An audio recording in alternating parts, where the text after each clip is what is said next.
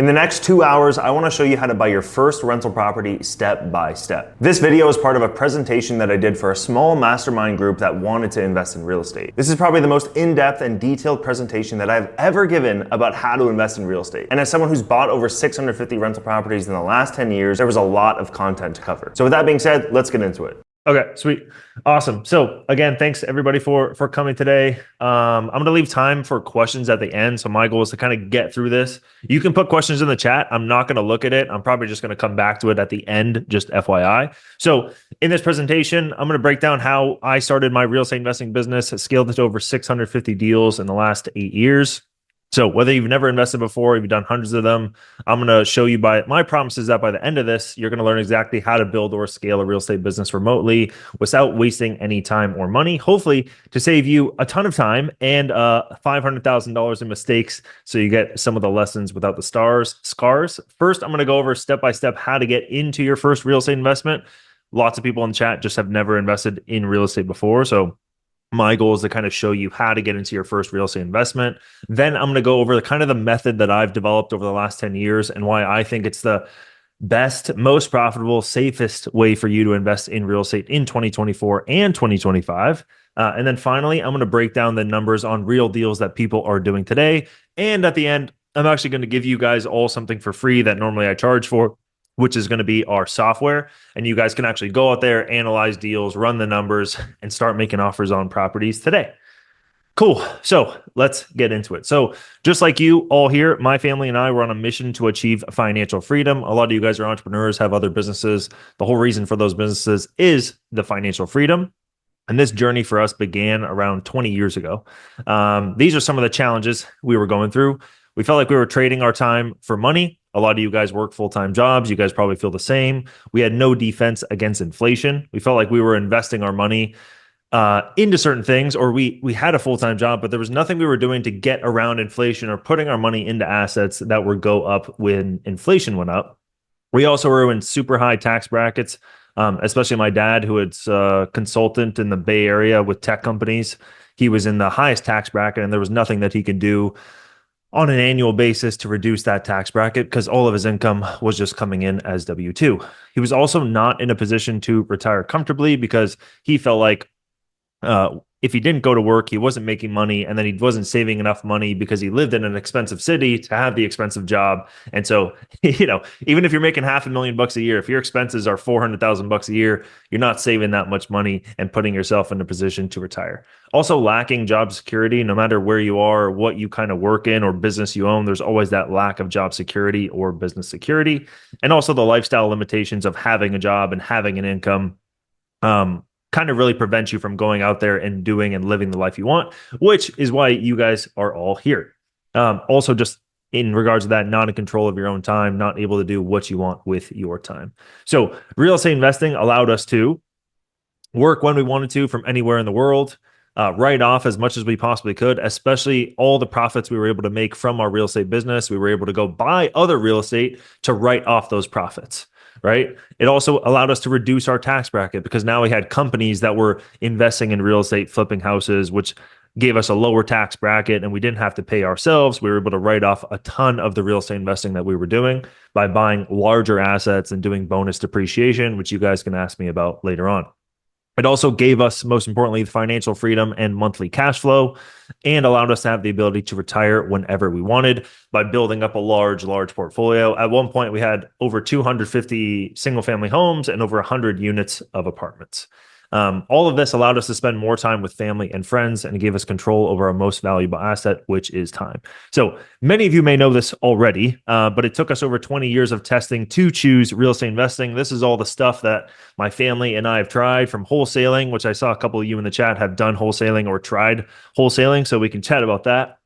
Amazon FBA, subject to, grocery stores, prepared meal business, software companies, import-export, e-cigarette when that was hot, senior housing, trucking company, luxury flicks and flips, ground up development, commercial real estate, mobile home parks, multifamily, et cetera, et cetera, et cetera. We've tried all of those things for the last 20 plus years. And once we decided that real estate investing was our thing, we went all in. We went to all the real estate conferences, joined tons of educational programs, spending over $100,000. But even with all of that, it still took us 2 years to get into our first deal. So fast forward 10 years later, we went from amateur to expert, from doing nothing to actually doing over 650 deals in 10 years. And in our biggest month, we flipped over 50 single family houses. And then once we kind of became the experts, people started coming to us, asking us if we can help them do their first deal.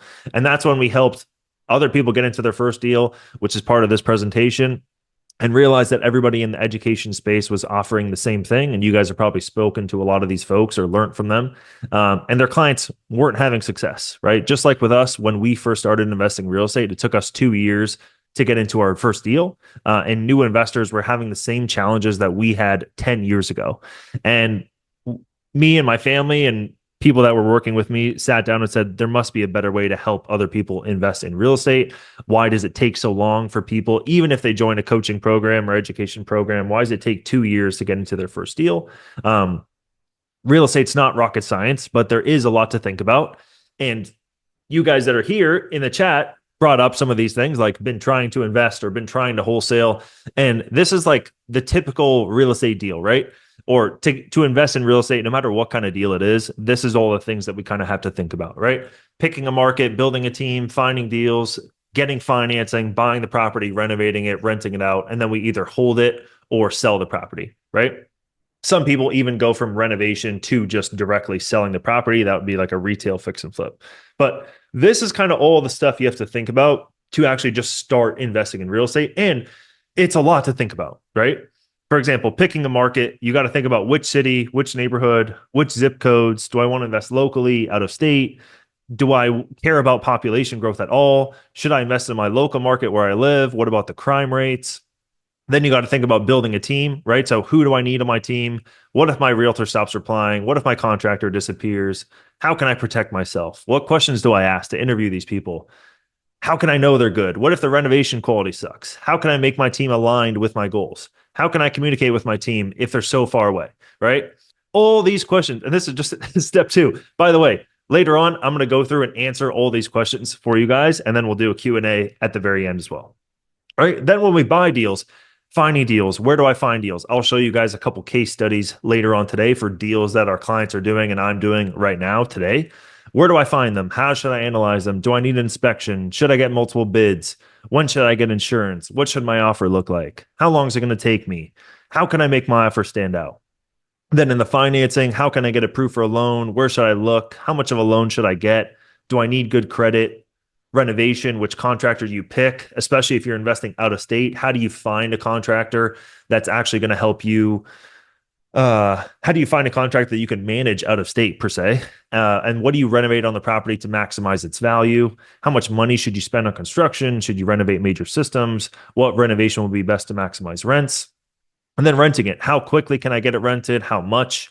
Who's going to help me? Who's going to manage it? How long of a lease? Should I rent my house? Should I do Section 8 tenants, which has been pretty hot in the last couple months? Should I do short-term tenants, long-term tenants, mid-term tenants? How do I get good tenants? And then selling and refinancing it. There's all these questions that we have to ask, right? And there's so many different ways to invest as well. Some of you guys put this in the chat that you guys are doing. I think some of you were trying not subject to wholesaling or house hacking or Airbnb or retail fix and flip or investing in REITs or self-storage or subject to, which is pretty popular right now. Mobile home parks, office, Section 8, tax liens, there's so many different ways to invest, plus all the things you have to think about to actually go out there and do it. So by chance, we came up with the most profitable and safest way to invest in real estate. And my family and I started with $40,000 and we bought this house. This is the actual house that we first started investing in when we invested in real estate 10 years ago. We bought this house in Memphis, Tennessee for $43,000. The renovation was $7,500 and the ARV or after repair value was $70,000. The house rented out for $775 a month. Net operating income, or how much cash flow it made before the mortgage, was $533 a month. Mortgage payment was $300, and the net cash flow was $233 a month. So this is how my whole entire real estate investing journey began. And this is kind of how we used to analyze our deals with this very ugly, hideous spreadsheet. But you can see purchase price $43,000, repair cost was $4,000 ish. Plus some other fees along the way. Oh no, Here it is, $7,500. $43,000, $7,500 renovation, $70,000 ARV. And this is the ugly spreadsheet that we used to use back in the day. After buying that first property, 12 months later, we had 8 houses, but we had no cash. So I posted one of the houses that we had purchased because my family and I would go buy these houses, renovate them, rent them out. And then we were trying to build a portfolio. Once we got to 12 houses, 8 houses in 12 months, we realized we didn't have enough capital to keep on going and keep on growing this business. So I posted online that I was on Instagram, actually, that I had a house and I was looking to sell this house to somebody that wanted to buy it as a turnkey rental property. And I was actually able to sell the house to someone in California, and the house was in Memphis, Tennessee. And so this person wanted to buy the property. It already had a tenant in place, property management in place. I was able to sell the house to them, and they were able to buy it as a long-term rental property or long-term hold, right? And then the light bulb went off for me saying this could be an actual business. What if I actually just buy the properties, renovate them, rent them out, and then sell them? I don't have to deal with selling them to families. I don't have to deal with the families going through the properties, walking through the properties, all that kind of stuff. I can just sell them to investors. And then my buyer pool goes from Memphis, Tennessee to the entire world, because everybody wants to buy rental properties or invest in real estate if they do have the cash to do so. And so that's exactly what we did. I made a little WordPress website called Martel Family Realty. This eventually turned into Martel Turnkey, which is the company that ended up doing over 650 deals. And Martel Family Realty, I would literally just went into my email account, downloaded all the emails, emailed every single person I had ever sent an email to saying, hey, do you want to invest in real estate or buy rental properties in Memphis, Tennessee? My family bought some and we have some that we're trying to sell. They already have property management, tenants in place. We'll get you financing and everything's ready to go. You just walk into cash flowing rentals. And so that started with Martel Family Realty, and that eventually scaled up into Martel Turnkey. 650 deals later, we created the Flipsystem method, which is now what we teach other people to do and what I'm going to show you guys how to do today. So this is it. This is where you buy the property, you renovate it, you rent it out. You don't list it for sale. You buy the property, renovate it, and rent it out. And then you have 4 different exit strategies. You can refinance it, sell it off market, list it on the MLS, or sell it on market, or sell it on martelturnkey.com, for example, right? This opens your buyer pool, reduces your risk, and now you have 4 different exit strategies instead of 1. A lot of the problems with retail fix and flip would be buy the house, renovate it, and list it for sale, is you have to do different kinds of renovations for those properties. Your buyer pool is located to just that city or people that want to move into that city. And especially over the last couple of years with the high interest rates, people have been less keen on actually buying properties to live in, and more people have moved to rent. Right? So this method allows you to buy the properties, renovate them, rent them out, and then you have your buyer pool goes into the entire world. Interest rates don't matter anymore. And now you're dealing with investors instead of dealing with consumers or people that just want to buy the property to live in. Right? So let me show you some recent examples of some of these deals that some of our clients have done, or some of our clients have done. So this is a typical kind of deal. This is a BRRRR property. So if you guys don't know what that is, that's when you buy the property, renovate it, rent it out, refinance it. So pretty much what they did here, buy, rehab, rent, and refinance. That's the BRRRR method, if you guys know what that is. This is a recent example of a deal that was done in Detroit, Michigan. $70,000 purchase price, $5,000 repair costs, $85,000 ARV or appraisal value. The property was rented out for $1,000 a month. They could rent it out for $1,350. Vacancy and maintenance 5%, property management 7%. You can see on the right-hand side, the return on investment was 26% return on investment. So our client was able to go buy this property for 70 grand, renovate it for $5,000. It was appraised for $85,000. Once they get the rent up to $1,350, they're going to have a 26% return on investment, and they only need $24,000 to go and buy this property. Now, the markets that we do invest in, which I'll talk about a little bit later, are all in the Midwest. The Midwestern markets are going to be the best markets to implement this strategy. And right now, across the country, it's where you can get the highest returns for the lowest amount of capital. If you invest in one of the coasts, first of all, you have landlord tenant laws and all that kind of stuff, but you want to invest in landlord friendly states, which I'll talk about a little bit later. You want to invest in these landlord friendly states. so that you can get rid of tenants and evict tenants, and it's just going to be better for business, and your returns are going to be way, way better in these Midwestern markets instead of investing in places like California, where it's not going to take 24 grand to buy a house. It's going to take $250,000 to buy a house, and you'll probably be making a 5% return on investment instead of a 25% return on investment. Next deal, this was a turnkey flip. So turnkey flip means you buy the property, you renovate it, you rent it out, and you sell it as a turnkey rental. So one of these three exit strategies here. The property was on Appeline Street, turnkey flip. I bought it for $55,000, $90,000 renovation, so huge renovation, and sold the property for $192,000. This one actually, this is all legit numbers. So this is an actual deal that actually sold. $55,000 purchase, $90,000 renovation, sold it for $192,000. So they were all in for $170,000. They made $25,000 in profit with a $25,000 investment. So they were able to double their money in 9 months. So 100% return on investment in 9 months and make a $22,000 profit.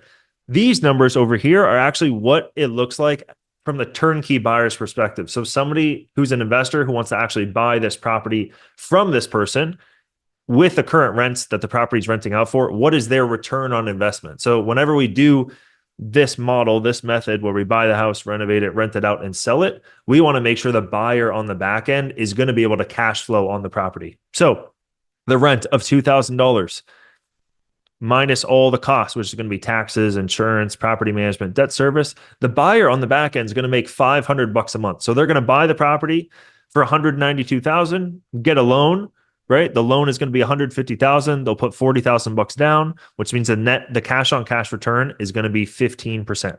So 15% cash on cash return for buying a turnkey rental property is pretty crazy. That's a 10% cap rate as well, which is really, really crazy. And this is with a 7.25% interest rate, which is what the current interest rates are right now for these kinds of properties. Another example in Cleveland. Cleveland's another great market that we've been investing in for the last 10 years. $80,000 purchase price, $40,000 renovation. I'll show you guys some photos later on of what the renovations look like. $190,000 ARV, $190,000 ARV, total cost $130,000, $60,000 profit in 5 months. Total cash invested was $25,000. The profit was $60,000. Return on investment, 250% return on investment. By the way, I did not choose like the best ones. The average kind of return on investment that I've seen here has been 50 to 100%. I just chose the most recent 4 properties that our clients have done. So I'm not trying to show you like the best of the best, but this one is a pretty insane deal with a $60,000 profit. Most returns on investment for house flipping or doing the turnkey fix and flip method is going to be right around 50 to 100%. And this client, actually, this is if they did sell it. Instead, they bird the property out and they kept the property. Net cash flow per month, 1,195. They were actually able to pull out all their money. So they were able to buy the property, renovate it, refinance it, take out all their money, and cash flow $1,100 a month. So that's pretty insane. The reason why it's negative, it actually means infinite.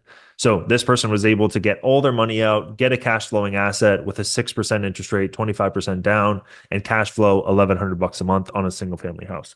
All right, next one. Another turnkey flip, Connors Ave, Detroit. Bought it for $80,000, $30,000 renovation, $130,000 ARV. Project was 3 months, super fast. $5,500 profit, so very low profit. Only invested $9,000. So this one was a more normal one, except the profit we'd like to see is anything from $10,000 to $20,000. This one was a super, super low profit. They invested $10,000, flipped the house in just 3 months for a $6,000 profit, $10,000 investment. So not that great of a deal. Again, I just chose the most recent 4 and just took a screenshot. But so that's a property that we did in Detroit. So let me ask you a question for people in the chat. I want to know, because this is kind of interesting, based on what we've seen in the last couple years since we started Flipsystem. Anybody know? Put it in the chat. What percentage of fix and flips in the USA turn a profit? Take a wild guess at a percentage. The percentage of fix and flip deals that actually turn a profit. 5%. 10%. Holy shit. I'm gonna guess it's like 60. 2%. 2%. Jack, come on, have some faith, man. All right. 65%. 65% of people that flip houses actually turn a profit. Insane, right? So for me, 650 deals, I think I've lost money on like 2 or 3 houses. So my percentage is like 99.7%. It's insane. But most people out there that actually go out there and flip houses the other way, not doing what I just showed you, they go and flip houses the other way without having multiple exit strategies. They really just screw themselves by putting themselves into one exit strategy. And that leads them to a 65% profitability. Now, you guys may be kind of laughing at the numbers I showed you, saying like $10,000 profit or $20,000 profit. Well, would you rather have $15,000 in profit 97% of the time, or would you rather have $50,000 profit 60% of the time? So that's kind of what I wanted to relate here with this message, because 65% sucks. And it's really hard to run a business when 65% of the shit you do works out or doesn't work out. So over the last 2 years, we've implemented this Flipsystem method with our clients. Our clients have done 800 plus deals in the last 2 years. So they flipped 800 plus houses. Anybody want to guess what me taking exactly what I know, dumping it, giving it to other people, what do you think the percentage went from? 65% to what? By implementing this method, which I'm really trying to sell you on this method so you can go and do it. You can go do it yourself and protect your money. Instead of risking it with, people just get greedy in the real estate investing world. And that's what really screws them over. There we go. Some higher numbers, 90, 85, 92. So when we ran this and went and implemented it, 97% of the deals that our clients did were profitable. This is from people just like you guys, no real estate investing experience or tons of real estate investing experience. 97%. Dennis, I see your question. Hit me up about that later and I'll go and answer that. 97% of the deals that our clients did, 800 deals, not just 800 deals, 97% of the 97% of the deals that our clients did turned into a profit. Okay. And the reason why it turned into a profit is because they have multiple exit strategies. And when we go into a deal to implement the method, to buy the house, renovate it, rent it out, and then we have these 4 exits, we know that we're going to make money no matter what happens. No matter what, the house could explode and we will still make money. Why? Because we're going to get the right insurance policy. Cool. We're able to rent out the property and not sell it. Great. We can refinance it. Right? We're able to, there's just no matter what happens with the deal, we're able to make money no matter which way it goes, which really, really protects us. And it's great for new investors. I know a lot of you haven't invested in real estate before and you're kind of probably worried to make that first step, but OPM means other people's money, not other people's manpower. I love that phrase though. But it's because you have so many different exit strategies. You are going to make money on the deal. The question should just be how, right? And what I'm going to do, I'm going to give you guys all access to the Flipsystem software. It's going to give you deals. It's going to break down all the numbers for you. You'll see in the software, all the deals that I show you are going to have the numbers for every single exit strategy. And we pretty much want green lights on every single exit strategy before we move forward with a deal. Okay. And that's how you protect yourself and get to this 97% success rate. By the way, you may be asking, well, none of you are asking, but the 3% of those people that did lose money did not follow the Flipsystem method. They bought the house, renovated it, and then sold it. They got greedy.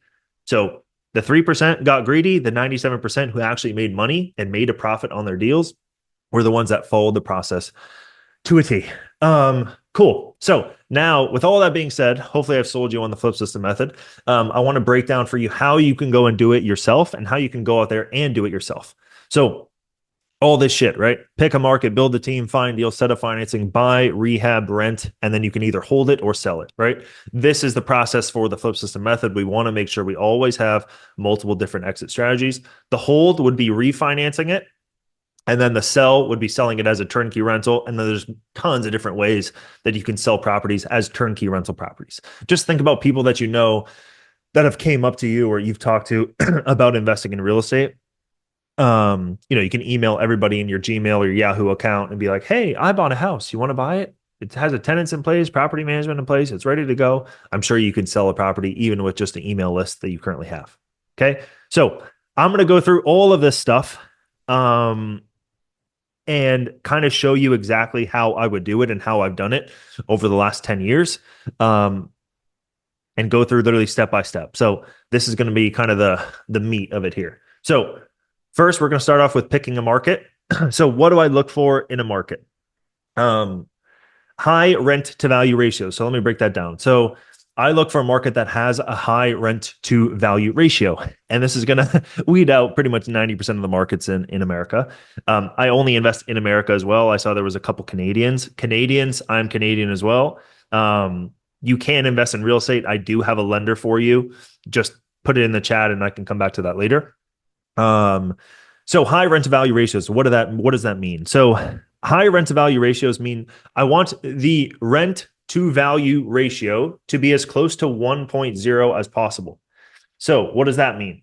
For example, Los Angeles, average home price is $1 million.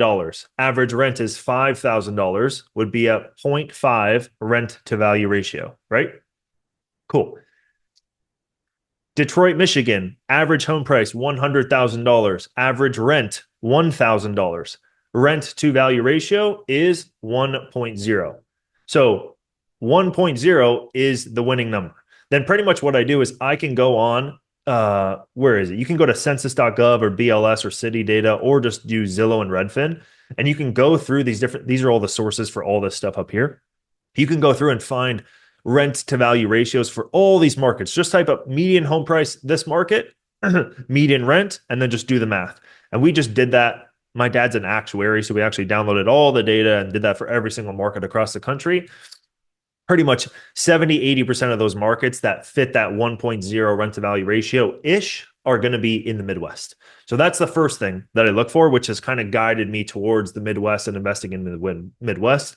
For example, like Texas and Florida and all these kind of markets are kind of hard to get that same rent to value ratio you could 5 or 10 years ago, which is why we've kind of stayed out of Texas and Florida. And and also just the South, like the Carolinas and stuff, we've just been investing in the Midwest. Second thing I look for, tons of inventory available. So if a market is, for example, like there's 50,000 people, which I kind of go over here, population over 200,000 kind of goes along the same lines. But you don't just want a high rent to value ratio. You also want available inventory. So there's no point of investing in a market that has high rent to value ratios and the population's 20,000 people and there's 2 houses for sale. It's going to be really hard to find a great property management company, hard to find a great realtor, really hard to find a great property contractor, insurance company, title. Just think about all those things, right? Versus a Detroit, Michigan, which has, 1 million people in population, and there's tons of available inventory, or a Cleveland, Ohio, or a St. Louis, Missouri, or an Akron, right? All these places have populations over 200,000 and they have tons of available inventory. How would you check that, Antoine? I would go on Zillow and Redfin and I would go into a certain market and I would just remove all filters, look for single family houses, scroll into that property, scroll into that address, and I would just literally just look at the number. There's a number on Zillow. It shows up on the right-hand side. If you go and do it in Detroit, single-family houses, it's going to show you like 3,500 houses for houses that are below $200,000. So I just add a couple filters to Zillow, and that's how I can kind of see how much available inventory there really is. I want to be investing in a place where finding the deals is not the hardest thing to do. Where finding the deals is actually the easiest thing to do, and the hardest thing is like raising money, selling the properties, construction, property, like those are all problems that I can solve easily. Finding deals is like really becomes your bottleneck. It's really hard to scale a business when you don't even have the raw materials or you don't even have the houses to go out there and do it, right? Third point, a landlord friendly state, which again, if you do number 1 and number 2 correctly, it's going to take you to mostly landlord-friendly states.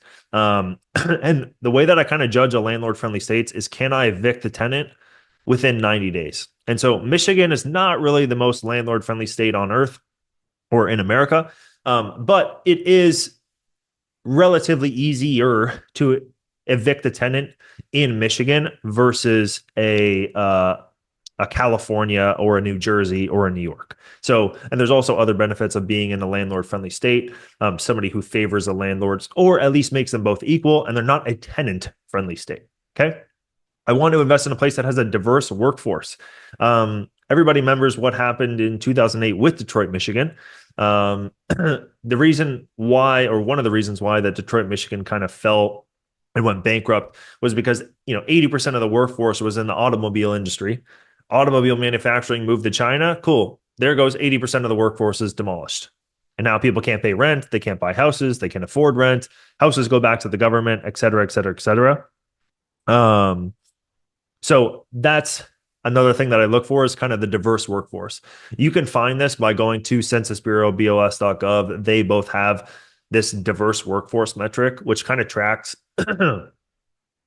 in a certain market.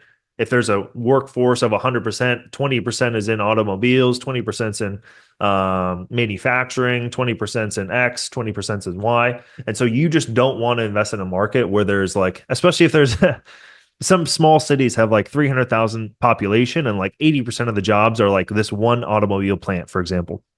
And it's like, well, if that person leaves, then no one's going to have jobs. Everyone's going to sell their house and it's turned into a wasteland. And so you don't want to invest in those places. Just make sure it has a little bit diverse of a workforce. And the bigger cities that you get, except for Detroit in that scenario, are all going to have a diverse workforce.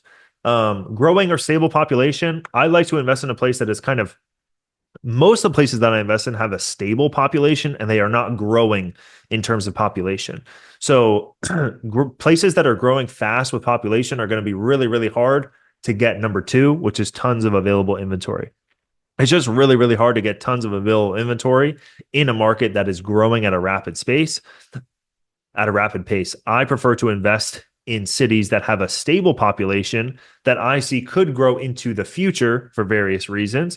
And I want to buy up as much inventory as I possibly can today to compensate to hold as much assets as I possibly can to hopefully in the future, once though that population grows and grows and grows, that I can sell my inventory off and I'm going to have this crazy appreciation. Cool. Population over 200,000 people, pretty self-explanatory. And then median home price below $200,000. So for the Flipsystem method, the houses that are going to work are going to be below $200,000. It's really, really hard to find cash flowing rental properties that you can buy, renovate, rent, and refinance or sell that are above $200,000. You saw in those examples that I shared with you, all the houses were below $200,000. Right. And out of the 650 deals I've done, the 850 that my clients have done, 97% of those deals have been below $200,000 in ARV, after repair value. So that means we need to buy these things for 50, 100, 120, 130, like max 150 in order for this to make sense. So median home price below $200,000. Cool. Now I'm going to give you an example of a city. So Cleveland, Ohio is one of the cities that I first started investing in back 10 years ago, 8 years ago. And Cleveland, Ohio, talking about diverse workforce, they have education and health services was the major industry, which was 19% of the total workforce. So that was the biggest industry they had due to the Cleveland Clinic. And that was 19% of the total workforce. The largest employers there were Progressive, Sherman-Williams, and the Cleveland Clinic. They had the second best hospital in the US, which was the Cleveland Clinic, 10 Fortune 500 companies, 2 Amazon warehouse facilities. I think they're up to 4 of those, 3 major sports teams, the Cavs, Indians, and the Browns, and they had a vibrant downtown corridor along the river. So these are some of the notes that I take when I go and try to find a city, especially if I'm trying to sell these properties as turnkey rentals later on. People want to know this kind of stuff, and they want to know that they're actually is a city. There's people living there. They have certain things to speak of. And so these kinds of things can also help you in regards to not only the data, but it's also like once you start looking at the data, okay, cool. Let me go learn a little bit more about Cleveland. Let me learn a little bit more about Detroit or St. Louis. What do they have going on? Where are they number 1 or number 2? Which charts do they top, if any, right? Now, once we have chosen this market, which again, I've pretty much guided you guys towards the Midwest, below 200,000, 200,000 plus in population, high rent to value ratios. We need to build a team within that market for this business, right? And this is the secret. The property management company is going to be your hub for this business. I mean, that's going to be the easiest way to do it is if you do that, if you do it this way. Many people try to call realtors. They call hundreds of realtors. They call contractors, property managers, title companies, lenders, insurance, et cetera, et cetera, et cetera. And they try to build their team mix mash from, for example, Robert, let's say he lives in New York City and he wants to invest in Tennessee. He's going to call 100 realtors, 100 property managers, 100 contractors, 100 title companies and be like, hey, you guys all work together now. How well do you think that's going to work? Well, I've tried it. It doesn't work that well. What works better is finding a property management company and they can be your hub. And then you can find other team members through this property management company. Also, in a big city, you're going to have maybe like 30 property management companies. There's not going to be that many. It's 30 phone calls, right? Through this property management company, once you find somebody that's reputable, if you don't know what to ask them, go on ChatGPT, say, come up with a script for me to call a property management company. I want to implement this method. You're going to call them and you're going to find a realtor, inspector, contractor, insurance, all through this property management company. To find the property managers, you're going to cold call them on Google and please make 100 dials, not 10. And especially if you're first starting, you probably want to choose 3, 4, 5, 6 cities. And you probably want to call all the property management companies in all of the cities. And you don't want to just call 10 property management companies and call it a day. That is not going to work either. You want to make sure that these property management companies have a professional property management software. This is the list of the 3 biggest property management softwares that they should be using: AppFolio, Propertyware, or Buildium. And one of the last things is just make sure they have a good vibe. Like if I get on a call with a property management company and I don't get a good sense for them, I feel like I can't have a conversation with them. They're beating around the bush. I'm asking questions just like as a total newbie, and they're not giving me much back, and I don't have a good vibe from them. I kind of move on.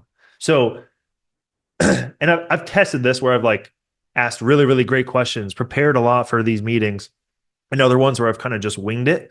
And for me, even when I was like first starting, and the vibe test is probably one of the biggest things. The other thing is people can also pass a vibe test or answer all your questions perfectly and then be the worst property management company in the world, on the planet, after that. So really it's trial and error and testing these property management companies by getting them on board, building a team, buying that first house. What happens? If it does well, we double down.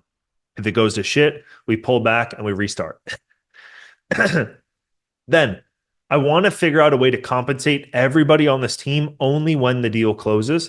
A lot of people on the ground, realtor, inspector, contractor, insurance, property manager, are all going to want to try to get paid, or to not tie their compensation when a deal closes. So you want to come up with some sort of negotiation with these teams on the ground to compensate them only when a deal closes. I mean, realtors are used to this, but is there other ways that I can incorporate the property manager or the contractor or insurance to only get paid when the deal closes, or to get paid as they do the work of that deal, right? So for example, the Cleveland, Ohio property management team that I found, they had over 10 years of experience. They had 1,800 doors under management, which is another big one that I forgot. You want to make sure the property management company has over 200 doors under management. If they don't have that many, they're not going to be a good property management company. They're going to be too small. Anybody over 1,000 doors under management is going to be a legit property management company. 10% management fees is totally typical across the board. Anything from like 7 all the way to 10, 11% property management fees is going to be normal. You want to make sure they do rigorous tenant screening.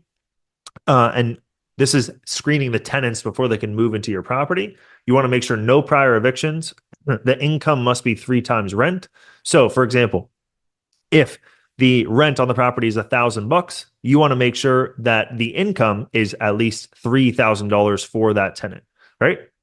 You want to make sure the tenants have no criminal record, and you want to make sure they have a transparent owner portal for tracking your entire portfolio, which is going to be Propertyware, which they use Propertyware, but again, you can do AppFolio, Propertyware, Buildium. This property management company that I found 10 years ago also had a brokerage and construction in-house. So property management, real estate agents, and construction all in-house, plus 1,800 doors under management, plus 10 years of experience. This was like a triple whammy for me. And if you can go and find a property management company like this for this method, this is really, really going to help you succeed.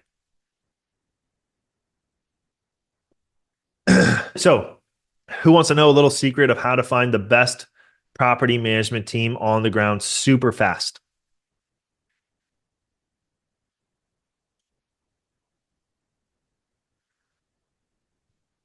Me.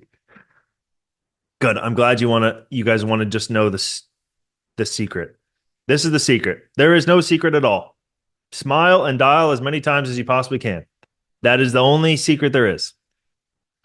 The people that are willing to put in the work are the ones that are going to reap the rewards. And it's going to be really, really tough to find a great team on the ground to run your whole business virtually without smiling and dialing, even if you don't know what the hell you're doing. Smiling and dialing is going to be the way to go. Okay. Now let's get into finding some deals.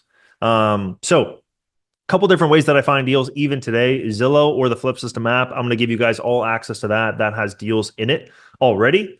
That is how I find my deals typically. Again, it's going to be the best way to go out there and find deals. I don't really recommend, which could be a question that you guys may have, is what about buying deals from wholesalers? A couple of you guys here are wholesalers.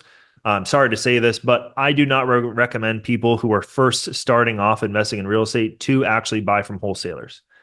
Why? Because, again, sorry, wholesalers, but there's a lot of people that have given this industry and the wholesaling industry a bad reputation. And so because of that, I like to protect people that are first getting into real estate for their first couple of deals.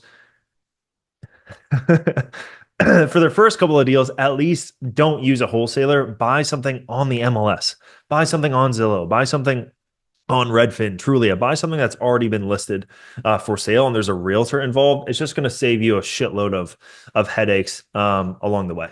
I want to make sure that my deals have multiple exit strategies, right? I want to make sure I can burr it out, I can refinance it, I can hold it, I can sell it as a turnkey fix and flip, all this kind of stuff, right?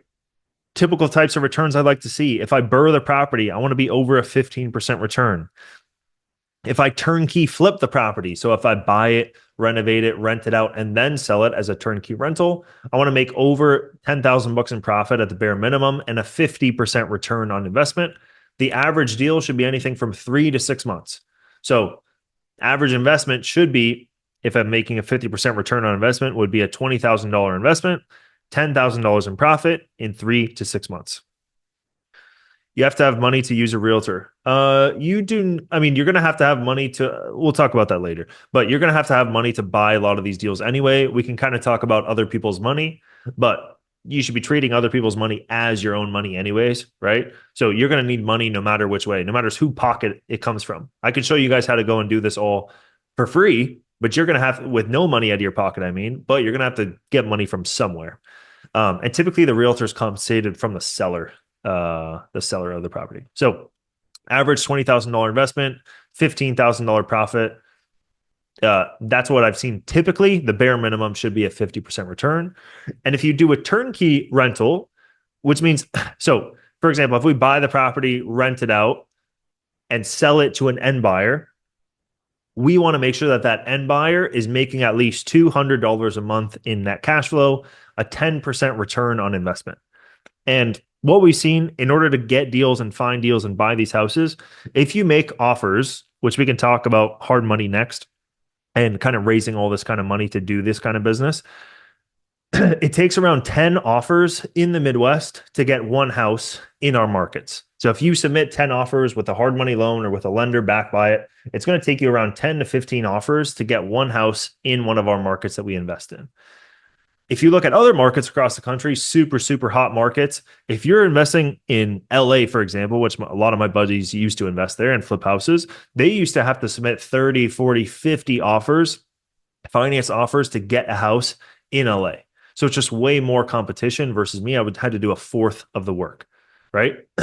If you submit your offers with cash, it's more like 4 offers to get one house in our market. So submitting cash offers, cash is king. Cash is always going to be king in the real estate realm and real estate world. If you do have the cash and you have 50, 100 grand in cash, you can really up your chances of getting into a good deal. Instead of 10 to 1, it now goes to 4 to 1. Cool. Now let's talk about financing. Financing, a couple of different ways to finance your deals. Number one, hard money lenders. I would highly recommend using a hard money lender for your first couple of deals and not using other people's money if you can afford it. Hard money lenders will typically fund 80% of the purchase and 100% of the renovation. These are two hard money lenders I recommend, Lima One Capital and Kiavi.com. Those are two guys that I have partnerships with, affiliates with. You can reach out to them and they can help you get finance, even if you've never invested in real estate before. What do they charge? Typically, they charge 12% interest and 2 to 3 points. Antoine, what the hell is a point? A point is 2 to 3% of the loan amount up front. So if Lima One gives Robert $100,000 in a loan, he's going to have to pay 2 to 3% of that loan amount in fees right up front. So that's $2,000 to $3,000 in fees up front plus 12% interest or 1% per month. Now, a lot of you guys have been talking about private money in the chat. Private money that I've gone out and raised.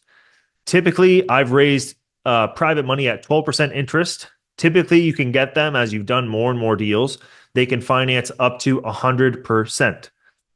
How do you find these people? Networking with them. They're going to be your family, friends, acquaintances, people that you meet along the way. If you want to start posting content about your real estate investing business or what you're trying to do, that's been a great way that I've used to go out there and raise money.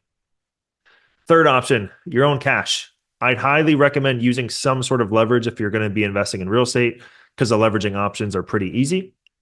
And then you also have BRRRR lenders, which is kind of like conventional financing. So let's say you go and buy a house, 80% of the purchase by the hard money lender. They cover 100% of the renovation.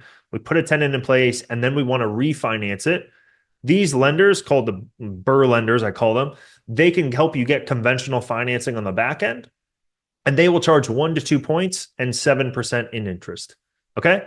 So if I'm going and buying a property, $100,000 loan amount, I have to pay $1,000 to $2,000 in fees and a 7% interest rate on that. And that's going to be a 30-year loan.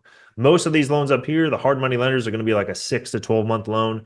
Private money, you can do whatever the hell you want. Your own cash, doesn't matter. Conventional financing is typically 30 years. Cool.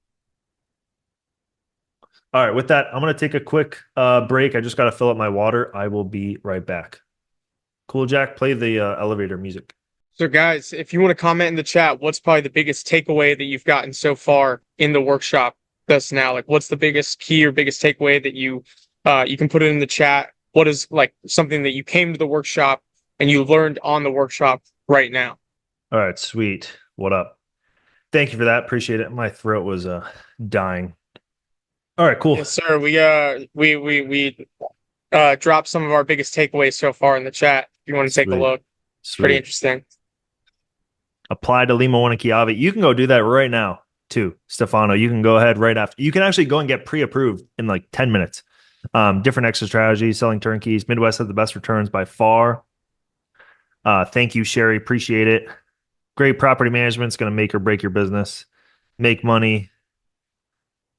Chicago is a great market to invest in too, especially the suburbs. Sweet. Awesome. Thanks, Jack. All right, cool. Getting back into it. Let's see if my mic is on. Okay, sweet. Renovations. So after we buy the property, yeah, exactly. Stefano, I'll show you what to do after you get the pre-approval. So you want to make sure your renovations are below $40,000. So when you're buying this property, I want to make sure that your renovation should be anything from $20,000 to $40,000. Don't go insane. I know I showed you an example. I should have like picked out good ones, but I showed you an example. Somebody that renovated the property for $90,000. Don't do that. Just keep your renovation super, super simple when you first start. It's going to save you a shitload of money and a shitload of time. I'm going to show you actually a bunch after this. I'm going to show you a bunch of before and afters. Renovation should be below $40,000. If you start to go above $40,000, your variance between what you were quoted and what actually happens is going to really dramatically change. And then your $15,000 profit is going to disappear. A lot of you guys are probably here online or from friends or family that like, oh, don't invest in real estate. The rehab bid changes overnight. Okay. I flipped 650 houses. My average renovation was $30,000. The average renovation bid that I got was 97% accurate. So that means from 30,000, I got a $29,000 bid. The average renovation was $30,000. That's how accurate the rehab bids were. If I was doing $100,000 renovations, that number would be a very different number. So we want to make sure that our renovations, just to keep you safe and keep you protected, you want to make sure that your renovation bids are anything from 20 to 40,000 bucks. Do that level of work. Don't go insane, because then that 97% success rate or 98% accuracy on the rehab bids is really going to sway. Because as soon as you start taking down a wall, you take off a roof, you take this, you demo this, it's like, oh shit. And then this is rotting. And then, oh shit, this is rotting. Oh shit, this is broken. Oh shit. They just keep digging through this property and find more and more stuff that is wrong with the property. Right. So, so that's why I would recommend staying in this $40,000 thing. Joseph, I've never added square foot to my property or anything like that either. Again, I keep things super. The house I'm buying is the house I'm renovating. I do interior, exterior paint. I'll show you a bunch of photos of stuff that I've done. All right, cool. Don't build the Taj Mahal. This is what a lot of people go and do. They try to put on their HGTV hat, and it doesn't work out. The 3% of people that have lost money doing deals in the Midwest are because they try to build a Taj Mahal and it doesn't work out well. So I would not recommend building the Taj Mahal. Don't do change orders. Let the team on the ground come up with the different things that they want to renovate across the property, and don't go crazy on the renovation, because one, it's not going to increase your freaking rent. So you can go do whatever you want to the property. It's not going to increase your rent by all that much. Again, the goal is to rent the property, make the property a profitable asset, and then sell that asset to somebody else. So the investor doesn't give a shit what it looks like. They just care about the money. The tenant is not going to pay you $300 more in rent because you put stainless steel appliances, right? So we want to put stuff in that's going to be sturdy, that's going to last forever. Next, keep it simple. Keep the renovations exactly the same. I could show you property photos of my last 650 deals that I flipped. You would be bored to death by photo 20. And that's what my goal is with the next set of photos, is to bore you. With the photos. So you're like, oh my God, he does the same exact thing every single time. Yes, exactly. That's exactly what I do. Focus on maximizing rents and value. Just hit that. Check out what 2 to 3 comps look like and do that. So what I do, how do I figure out what to renovate? And I'll go and buy a property in a neighborhood, look at recently rented out properties or properties listed for rent. I'll take those photos and send them to the realtor and the contractor and the property manager and be like, I want this, right? And that's kind of what I use to base my renovation. A lot of people do it the other way, and they'll find 2 to 3 comps of recently sold houses, and they'll use that to come up with what they want their renovation bid. But they could have sold it to a homeowner. Like, that's not what you want to do. You could have like overspent, right? So the whole thing is trying to maximize our money and trying to maximize our profit and just maximize the rent, get our biggest bang for our buck, to try to rent out this property and keep it profitable. Okay. Rental comps and sold comps. Major systems. Major system is a HVAC, furnace, hot water tank, plumbing, electrical, roof, all these kinds of things. This is my cheat code here. If it's going to explode in 24 months, replace it. If not, insure it. There's insurance for freaking everything, right? There's insurance for the hot water tank, the roof, the furnace. There's insurance if the tenants don't pay rent. There's insurance for everything in that bloody house. And people would love to take your money to insure. So what do? We insure the hell out of shit. If we think it's going to explode in the next year or 2 years, we will just replace it then and there for the tenant, so we don't have to disturb the tenant, and we can get a better property for that tenant, and we don't have to go into that property to replace stuff. But if not, we can go and get insurance. We can get an insurance policy that actually covers all major systems for like $600 a year. So then if I have a $5,000, $6,000, $7,000 expense in a year or two, I can go to that insurance company and just take the money from the insurance company instead of it coming from my pocket. All right. Now, I want to show you guys some before and afters of some actual properties that my team and I have renovated. These are all of my deals that I've done over the last 10 years. These deals are just from the last couple of years, 2 years. So before is going to be clearly labeled and after is going to be clearly labeled. If not, I will point to it. So you'll see on the exterior, just cleaned up some shrubbery, did some paint, did some power washing, not much, right? Before and after, we just renovated the kitchen a little bit, put in some stainless steel appliances, put in some new countertop, fixed the cabinets. Obviously, you can see here, cabinets were a little bit destroyed. Probably these are new cabinets, it looks like, that we put in on the property. Then kitchen, just did a very minimal upgrade to the kitchen. Clean, safe, and livable. I want you to keep saying those 3 words: clean, safe, and livable. That is what is going to maximize your rents. Typically for the flooring, you're going to see this on pretty much every single property. It's just going to be luxury vinyl plank. Okay. Very basic toilet, very basic vanity, light, mirror. Bathtub is just renovated every single time the exact same way. Okay. Left-hand side before the living room. Again, we just repaint the property, luxury vinyl plank, boom, done. Cool. Left-hand side, we've got the basement and looks like a bedroom. So bedroom, took out the carpet, put in luxury vinyl plank, painted it. And then for the basement here, we just put some new flooring in and looks like we did some plumbing work as well. Right? So super clean, super basic, super simple. Again, we're renting this house out for $1,000, $1,200 a month, right? We're not trying to build the Taj Mahal. Left-hand side, we got some before photos. This looks like it's same property. Put new HVAC in. So you can see on the left, the house was just beat up and just needed a little bit of work. Okay, next house. These are all in different markets, by the way. So pretty much what I do is I built like a template, pretty much what I like my houses to look like, what kind of paint, flooring, cabinets, blah, blah, blah, blah, blah, blah, colors, all that shit. And I take it to all my contractors in all the different markets. So I'm a property managers in all my different markets. And I'm like, do this. It works. It's the cheapest. It's the best. If you can't find the material, find something like it in your local store or Home Depot, as somebody put in the chat, right? Okay. Before and after, before on the left, after on the right. Again, brick property, not much to do except for power washing. These are some after photos of the property on the interior. Again, luxury vinyl plank. Always we do kind of like a grayish paint, typically on the tile in the kitchen. This is going to be some old tile. This is not going to be new tile that we put in. And then this bathroom, again, vanity, regular toilet, and then looks like they did a little bit of a backsplash work. Sometimes we do backsplash and sometimes we don't, depending on the rent and the cost of the materials. Okay. Another one, before and after. Again, this one, exterior, didn't do much to the exterior of the property, except for just power washing and taking a better photo. It looks like we put a new door. Gray paint is depressing. Well, sorry. You're not going to live in one of my houses then if you don't like gray paint. The left-hand side, this is all the before, right? So you can see old hardwood floor, blue paint, very dirty, terrible photos. It's crazy what a good photo will do to your asset.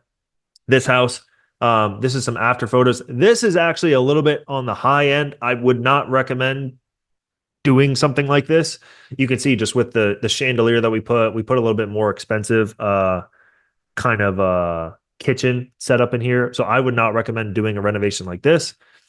You can kind of dumb it down a little bit, but this looks like maybe something that was maybe a $1,300, $1,400 rental property instead of $1,000 rental. Okay. But again, very basic. It's beautiful in pictures, but drives people crazy long term. Okay, another property. This one looks like it's in Alabama. Before and after photos. Again, just cleaned up the exterior of the property. Not much. Took a really nice photo. Before is on the left-hand side. The right. Look at what we did. Not much, right? Cleaned up the property. Got it clean, safe, and livable. Before is on the left. It looks like we put in some new luxury vinyl plank or wood flooring. Just cleaned it up.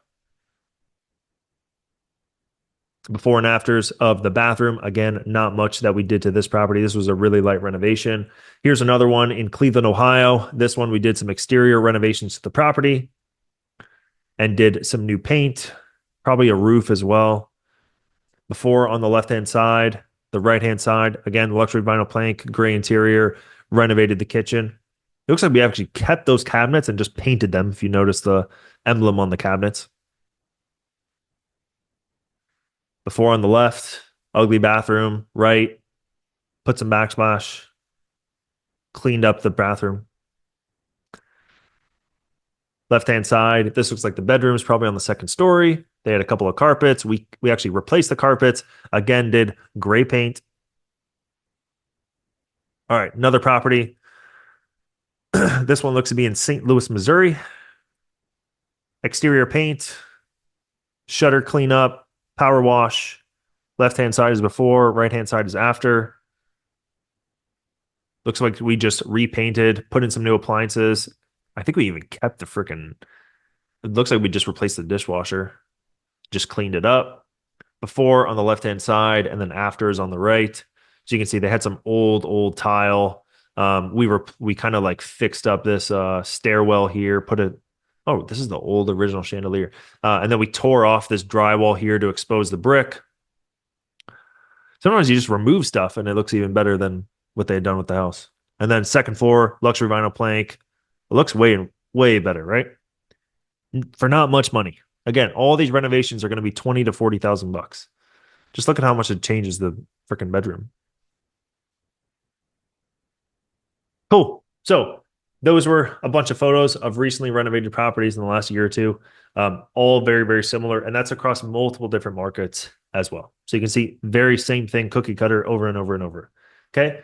Exit strategy. So once I buy the property, renovate it, rent it out, this is my kind of thought process on exit strategies and what I do for exit strategies. So number one, after I rent out the property, my number one option is always and will always be to sell it.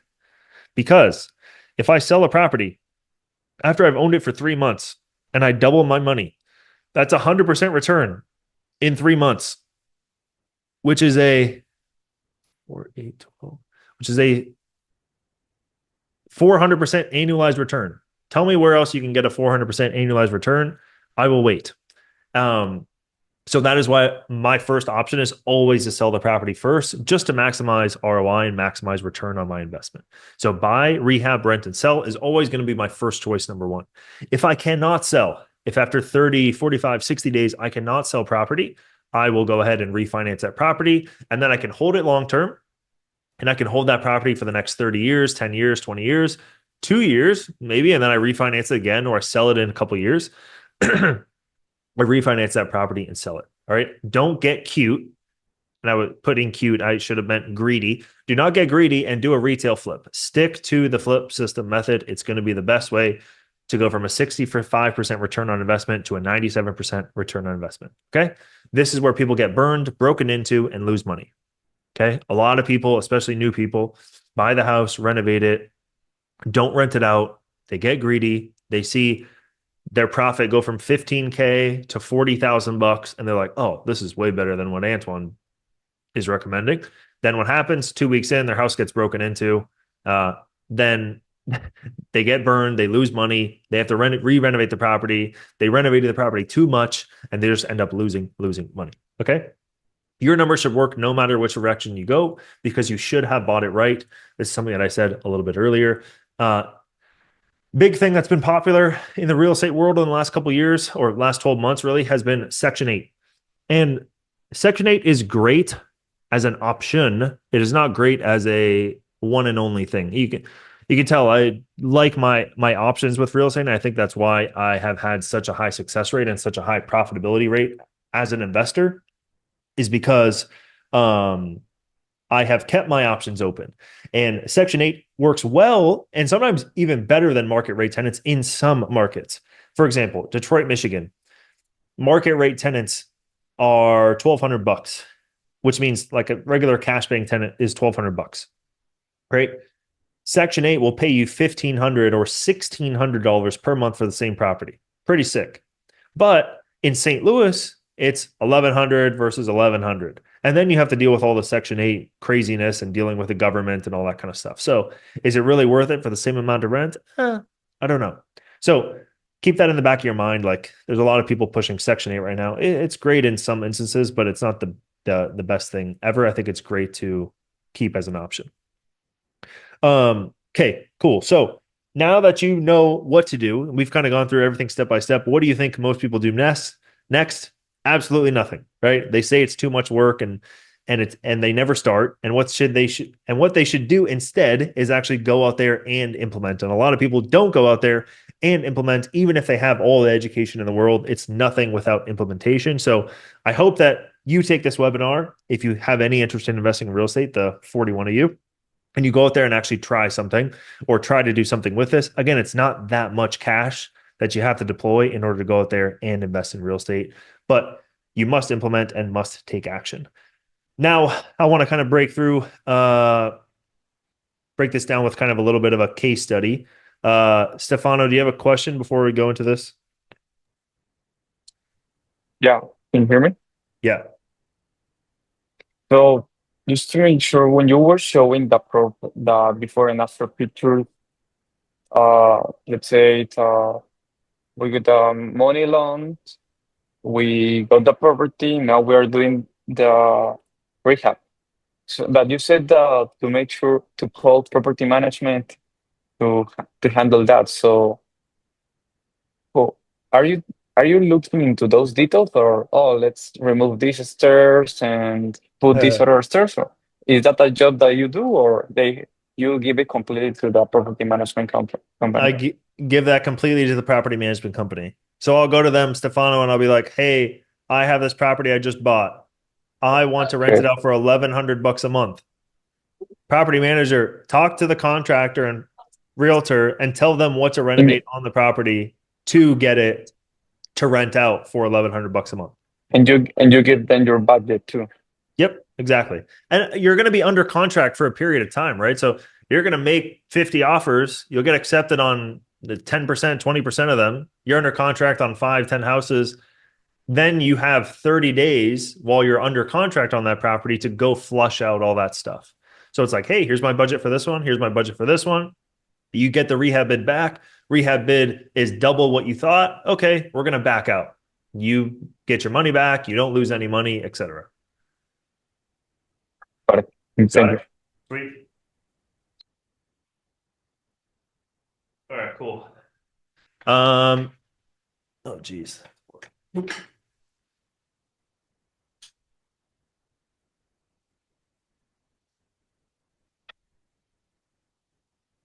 All right. So this is going to be a case study on how Connor made $24,000 on a single flip. I'm going to just break down the case study real quick. So I want you guys to think about how he was able to implement if you guys have any interest in real estate investing. So Connor is a real person. That is a real photo of him.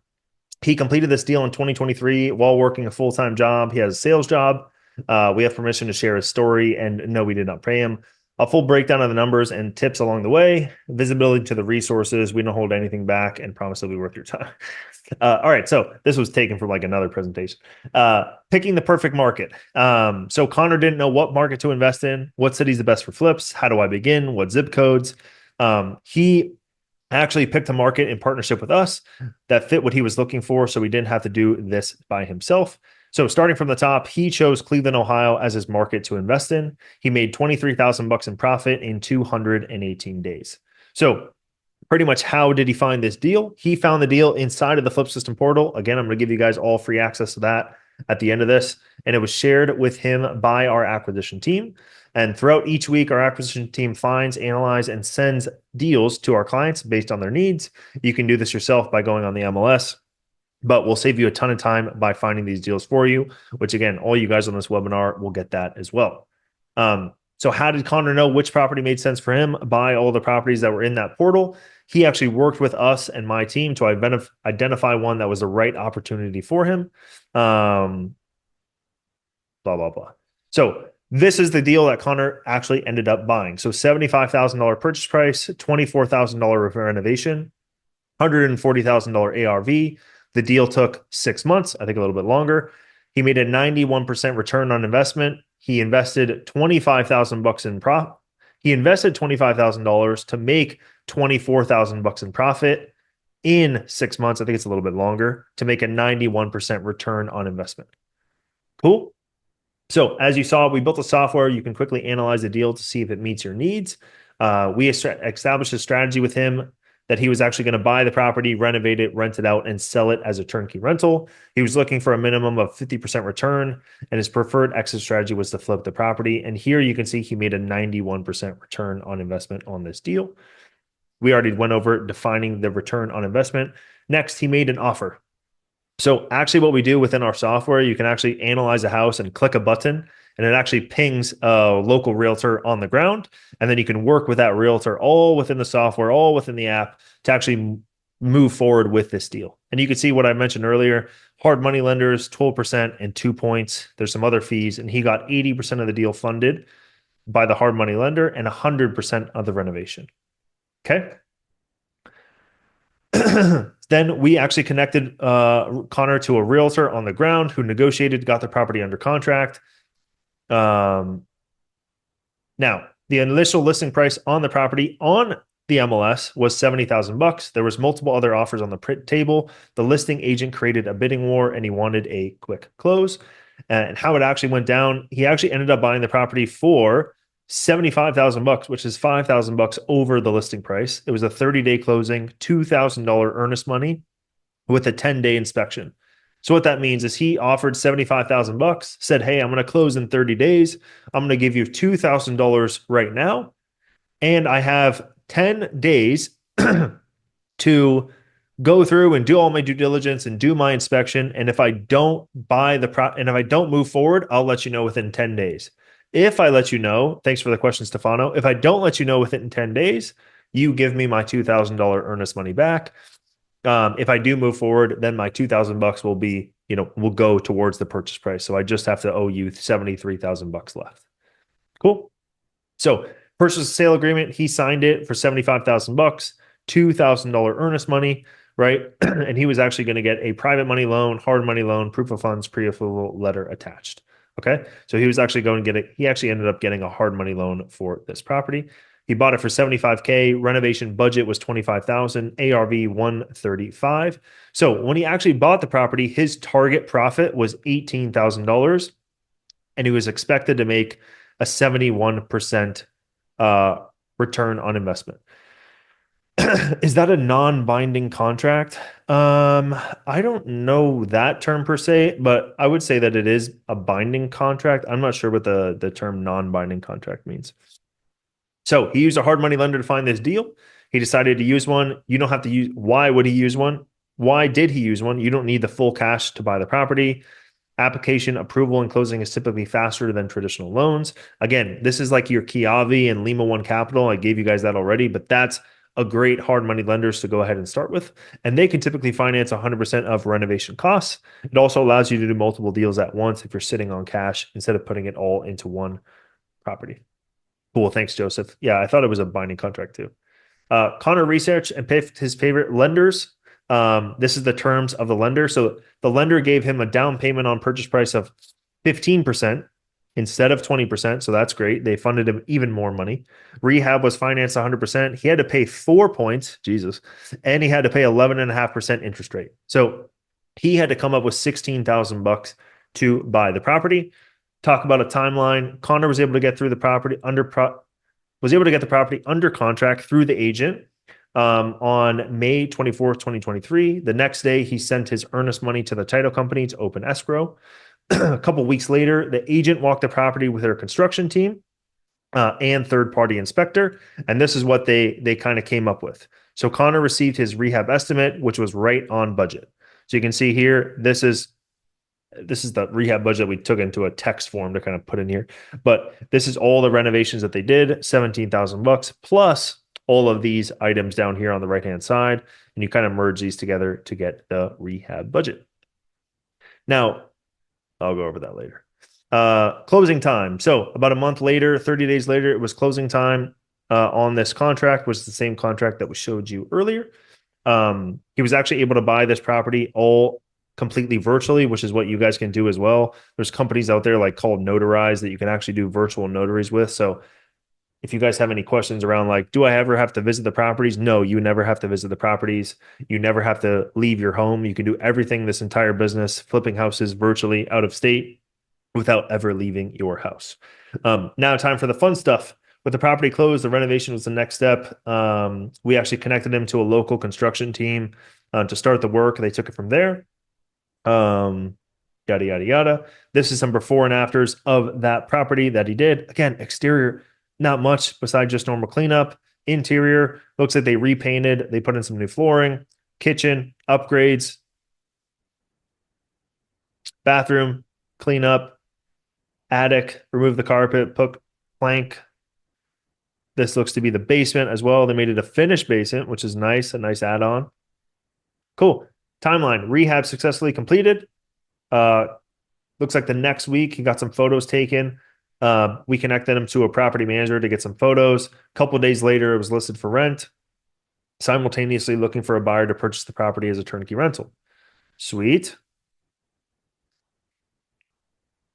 Cool. So Connor had multiple options to choose from and decided to sell the deal through Martel Turnkey, which we allowed him to do because he was a Flipsystem client.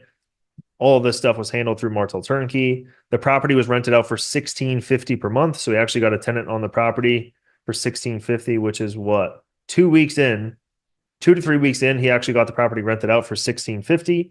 He found a buyer for the property a couple weeks later for $140,000.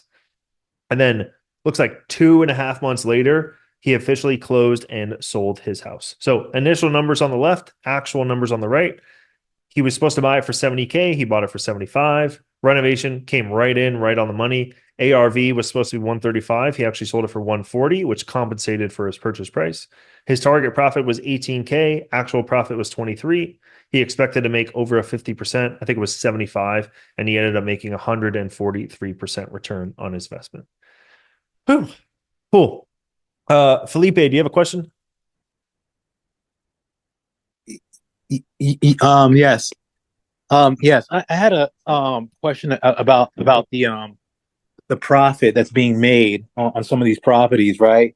Yep. So some of them are being sold under a year, correct? Yep.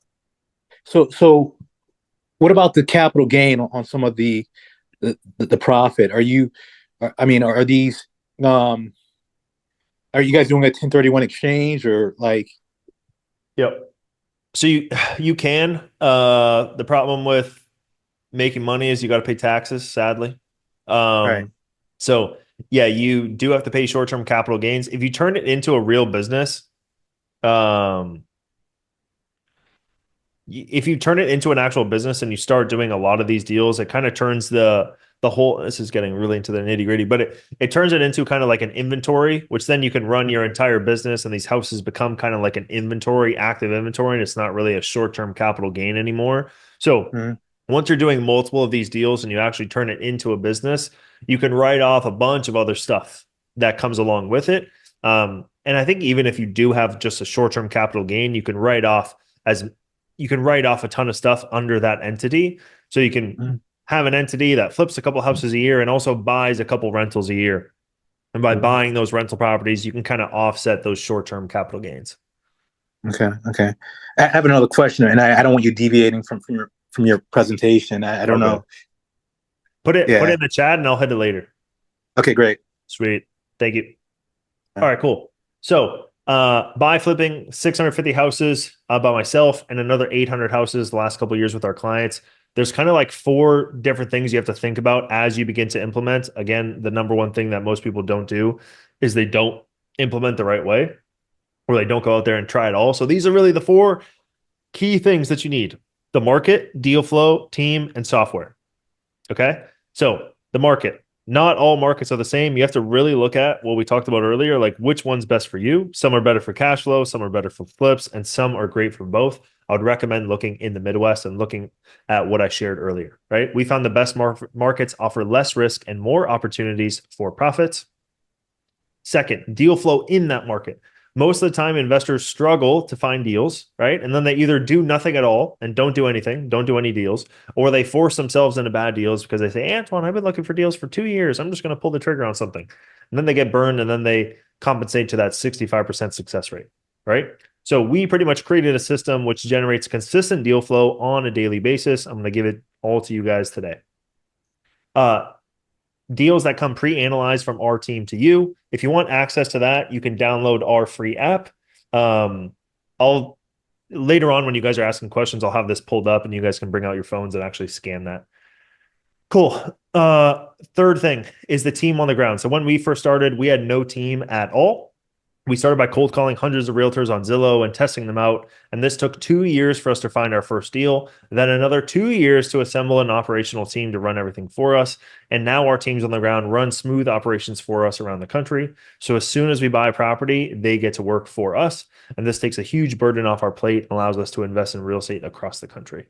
Number 4, software. So let's be real, no one gets rich by flipping houses. The whole point of flipping houses is to build up enough cash and enough capital to be able to grow a large portfolio and have that portfolio pay for our living, right? Then we get to live for free and we don't need to work our full-time jobs. We don't have to run our other businesses.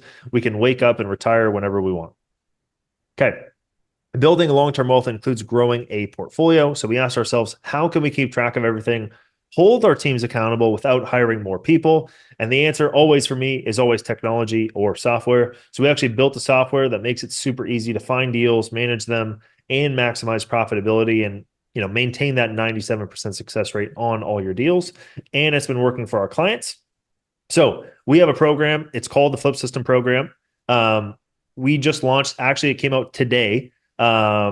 It's an app that's completely free that's going to help you guys go out there and find deals. It's going to send deals to you. You guys can they're already going to be pre-analyzed by my team and I'm going to share that with you guys today. You guys can go ahead and download it. But we have another mentorship program where over the last 2 years, our clients have bought over 800 houses. That's where that 97% success rate comes from. From the comfort of home, anywhere in the world, using the same methods, strategies, teams, and software that we use to flip 650 houses. You don't need a license and you don't need to share the profits. So how did they do it? They all did it the exact same way, which is the Flipsystem method. So we have a program. We show people how to go and do this, buy the houses, renovate them, rent them out, have these 4 different exit strategies, right? And to implement this method, there are 3 things that we give to them and 3 things that you guys are probably thinking about like, oh shit, I have to go and do that myself. So with Flipsystem, the program, you can actually get subject matter experts, local team on the ground, and software all comes in one package. So the subject matter experts, this is the big thing. Like, how much do mistakes in real estate cost? Do they cost $10 or $20,000? Mistakes in real estate costs, $20,000. They're not like a $10 mistake, a $20 mistake, etc. So remember all the buying questions, rehab questions, rental questions, all these questions right here. So pretty much with our program, we have answers to all these because we've have the battle stars. We've overseen 1,400 projects. We've analyzed 500,000 deals. We sold 700 houses. And it's going to allow you to make sound decisions and mitigate these mistakes. So with the program, you guys will have access to a team of coaches and subject matter experts who have been in your shoes. They'll help you with a rehab bid review, inspection report review, deal review, and checking your deal throughout the way. Next, we actually connect our clients to local teams on the ground. So instead of cold calling, like what I showed you guys how to do, we actually connect you to local teams on the ground who has been there and done that. They're going to allow you to invest in real estate without ever visiting the house.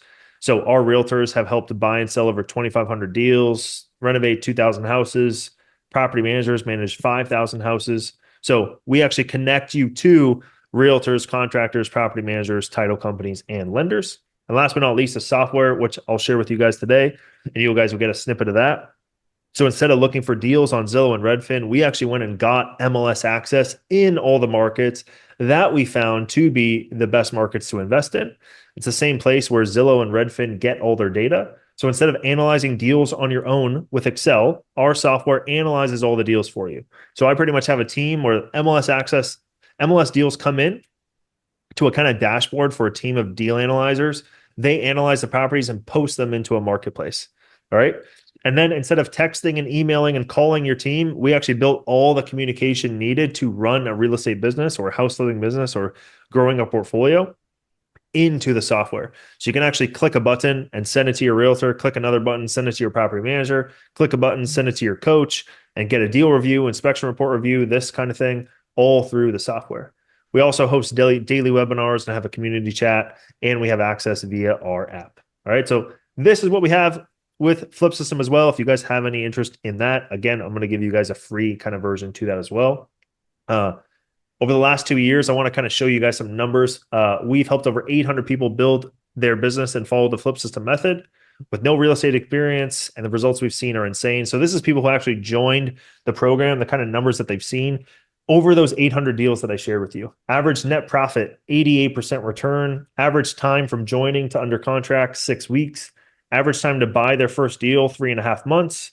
Average renovation, 1.5 months. Average time to sell their first deal, 6 months.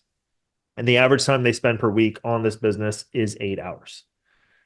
You might be asking, what is required of me in that 8 hours? You pretty much just analyze deals, work with a local team, and scale your business with our help.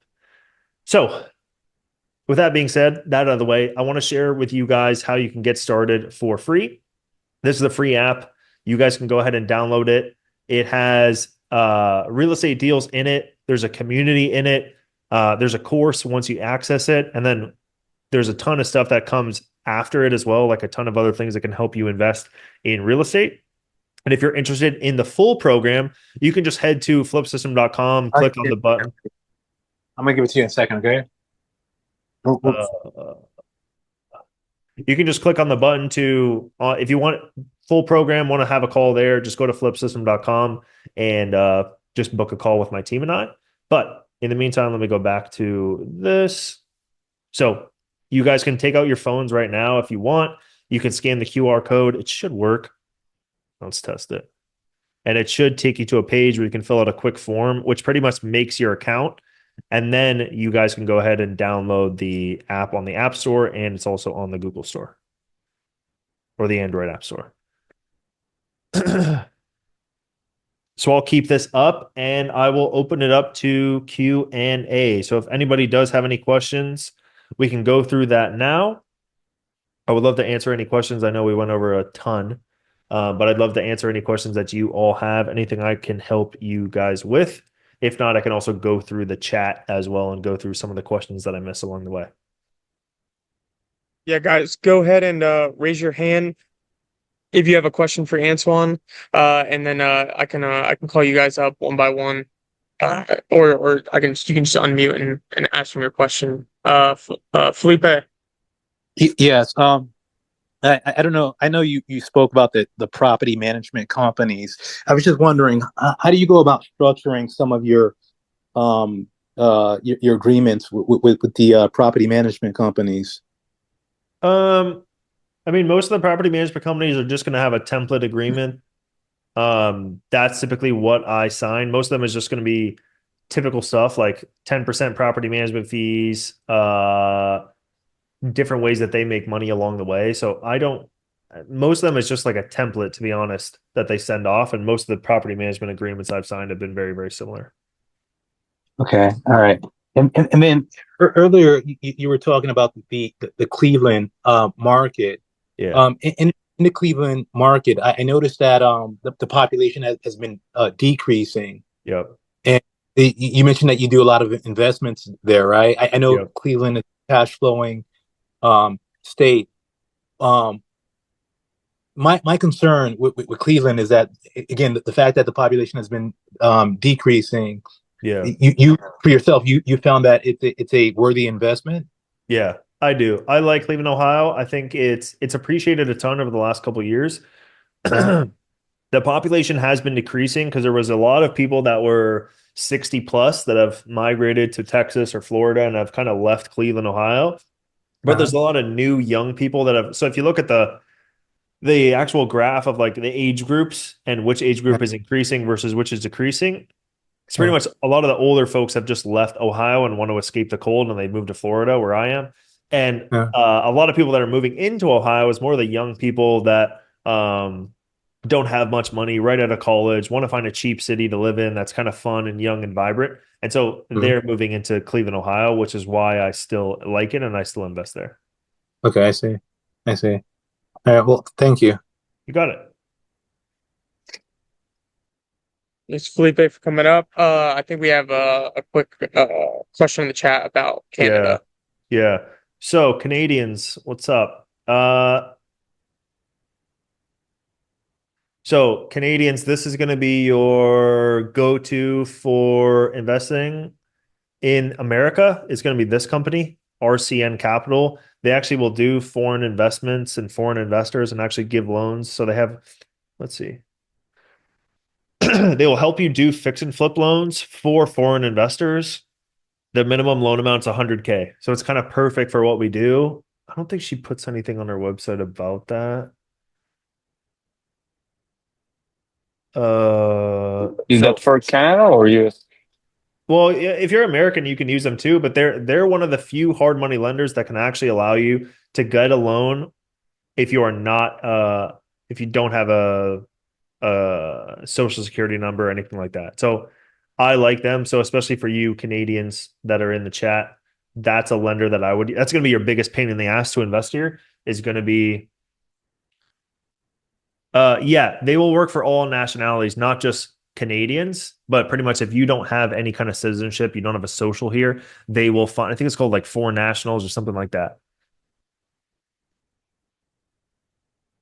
Do you need a real estate license to do more than 2 transactions per year? If you do, I should have been sued a long time ago. So no. And all the houses that I've sold have been for sale by owner. So everything that I've sold up to this point has just been me selling in Illinois. I haven't done any deals in Illinois. I like Chicago. It's been tough for me to find deals that make sense in Illinois, so I haven't really done many deals there. Oh, if they passed a new law, I'm not aware of that. Dennis, I got your email. I'll hit you up. iPhone. I have a home for 3 years equity. It's a bit more than 100K. I recently got a loan of 73 and built a studio. Since I have a big backyard, it's getting rents for 1100. Like, what can I do next? I worked part. Okay, I have a home, 3 years equity. It's a bit more than 100K. I got a loan of 73 to build a studio, and it's getting rented for 1100. It really depends. If you live in the property, iPhone, then if you want to move, then that would be something you can kind of explore and think about. But if you don't want to move out of the property, then you're kind of going to be toast. Let's see. Yeah, it depends if you want to sell that property, because if you do live in the main house and you bought like a back studio and you rented that property out, then you could rent out the front house and you can actually move, and then you can go buy another house. And that's a great way to kind of build up a portfolio by just like buying a house, living in it, cleaning it up, renting it out, boom, move on to the next thing. And you can use also like FHA loans for this, which gets you like 3.5% down. How do you calculate and estimate ARV? So if you actually download the free app, which is shared on the screen, it gives you access to a course. The course is free. And in the course, there's like a 30-minute video of me like running comps and showing how to do ARV stuff. Cool. So Kingston, if you just download the app, download it on your phone, and then you can go ahead and use that.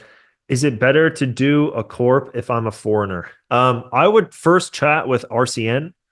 And then once you chat with RCN, ask them what the hell to do. And then once you ask them what the hell to do, then they can kind of guide you through that entire process. Do you utilize any creative financing strategies? I do not do any kind of creative financing. Why do I not do any kind of creative financing? Because if you remember earlier on in the video, I said the biggest bottleneck I don't want to have in this business is finding deals.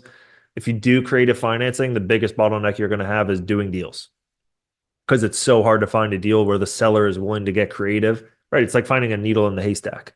And it's going to be just a ton of time and a ton of volume to find that person that's willing to get creative. I'm not saying it's not possible. It's just not something that I want to do. Do insurance companies cover septic tanks? Yes. You can get insurance on anything. I can get insurance on you, Felipe. Do you look into price ceilings in the neighborhoods you invest in? Do you look into price ceilings on I'm not really sure what that means. So no, I've never looked into it. As a Canadian, in your opinion, would you invest in the Canadian market? Absolutely not. No, never.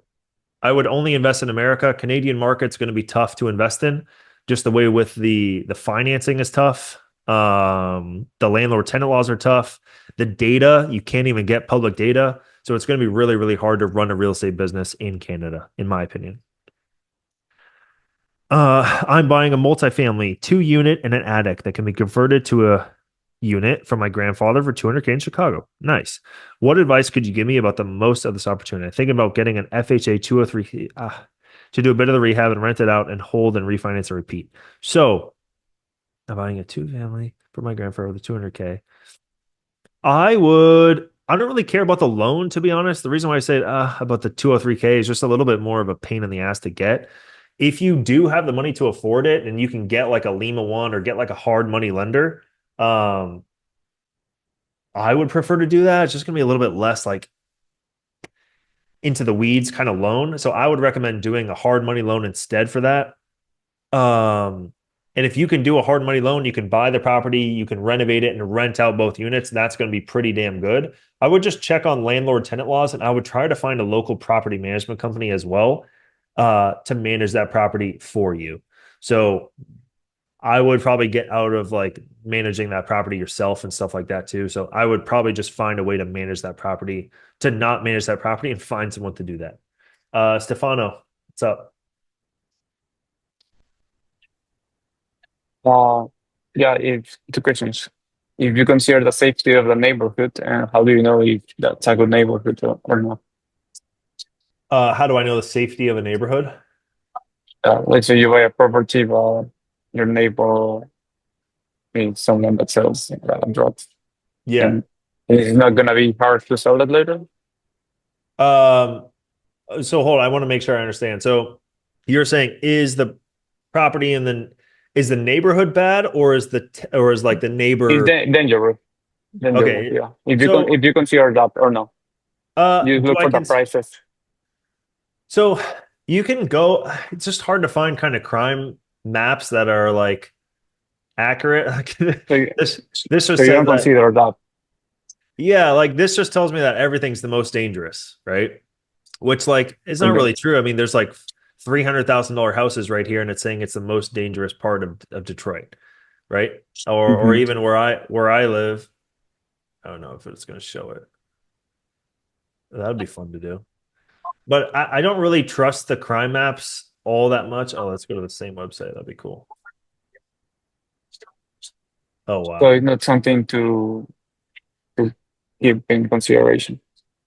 I'll tell you a better way to do it. So I live right here. I live in the most dangerous part of Miami.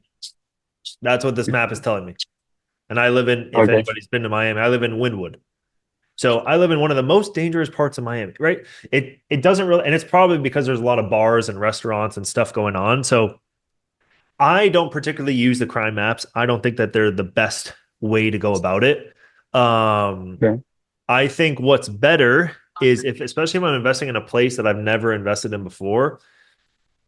Let me share my screen. If someone needs the QR code, let me know. I can bring it back up. But if I'm investing in a new city or a new neighborhood, the best way to know the crime of the neighborhood is really going to be by finding a local property management company that's been there, done that. They've managed 1,000 properties in this market. They're going to know way more than what's going to tell me from a crime app, right? Like you shouldn't be investing in where I live because it's, and I live in a great neighborhood. So that's why I don't really take the crime map consideration. I really leverage the local team on the ground. Also, too, like someone who, Stefano, you grew up in Detroit, Michigan, you lived there for 30 years, you have a property management company. It's like, I'm never going to know as much as you do about Detroit. Why the hell should I try to go and learn it by looking up crime maps online?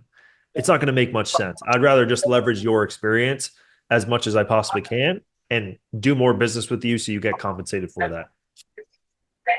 So, yeah, you said there was a course on that. Say that again? A course. Did you say there was a course available on that, the Flipsystem? Yeah, so if you go and download this app right here, just take out your phone and scan that. If you download it, you'll get emailed a free course as well. Oh, I'm gonna get it in. Yeah, because I'm already inside it. I'm looking at Okay, sweet. Awesome. So you're gonna get like market properties. Yeah, nice. Community. Okay.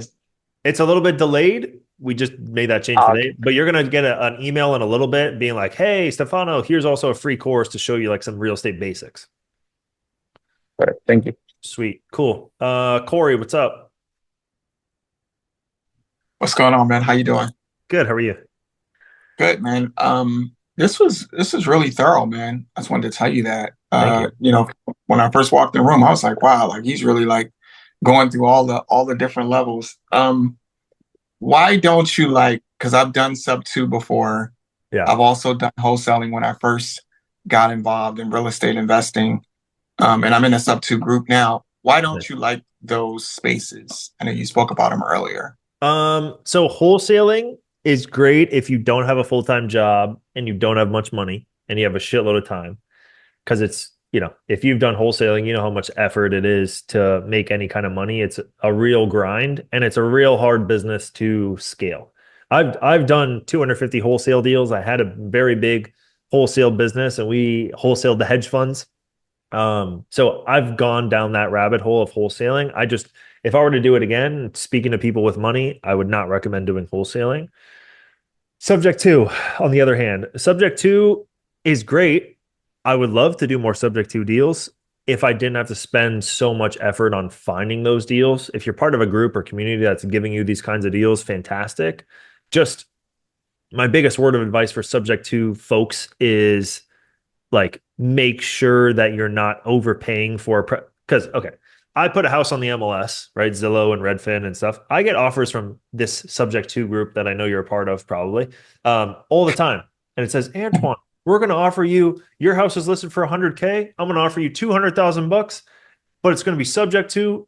I'm like, dude, you're going to get screwed over in this deal. You're buying $100,000 property for 200,000 bucks. I'm obviously exaggerating, but it's like 120,000 bucks versus 120. This person is going to be screwed. Like they're going to be making maybe $100 a month, but as soon as something happens to the property, HVAC goes out, furnace, roof, anything happens, now it's on your neck to go and replace, and you're underwater. You have so much like debt on this property, and the property is not even worth that much. So you got to hold it for a long, long period of time. If you don't have the capital to hold that bloody thing and go through all those maintenance repairs while you own that property, you're getting yourself into a really, really tough spot. And a lot of people that do subject to don't have much money to begin with. So it's kind of like putting the person who doesn't have much money to begin with, trying to get into a deal with very little capital into a situation that has a long time horizon with a lot of like shit that can come up along the way. So those are my thoughts about Section 8 subject to. Okay. And then one additional question. As it relates to your course, Yeah. The full course, not the free one. Yeah. What's the difference in it? Is like what are you covering versus what you're not covering? Good question. So the free app, I would recommend you go and get it. When you get the free app, you can actually schedule a call with my team. They can kind of show you the differences and all that kind of stuff. But you can go and download the free app. The free app is going to get you access to a certain market, which has different deals across the country. So it's going to give you deals. You're not going to get any coaching. You're not going to get access to realtors, property managers, contractors. The full program is a way more in-depth course. Plus, we give you access to actual realtors and property managers and contractors that I've worked with that we've vetted. So you actually get access to people that have done this business before and have actually like gone through and successfully done a deal or done hundreds of deals with not just me, but my clients. So that's the benefit of the full program. Okay, cool. I appreciate your time, and thank you. Sweet. You got it. Sweet. I got those two. All right, sweet. Yeah, Lore, exactly. Lore just private messaged me. They have to wait for rate cuts and then refi at a better rate to see profit. Exactly. I really don't like subject to. I mean, I would love subject to, but it's just like you really put yourself into a weird situation with the way that you have to make these subject to deals work. You mentioned hedge funds. How did you find them? Networking events. I would fly around to a conference called IMN. I think that's it. That's the name of the conference. It's pretty much a conference for hedge funds, and we would go and meet all these hedge funds, and that's how we would sell them the wholesale properties. If you guys could send messages not directly, but as a group, that'd be great, because I'm getting a couple of direct messages. If you are in Canada, can you remotely invest in America even if you are not a citizen? Yes. Lots of Canadians here. If you are a Canadian, you can invest in America even if you don't, even if you're not a citizen, with RCN Capital. So go reach out to those guys. Tell them I sent you. Are we able to work deals with your team through this app?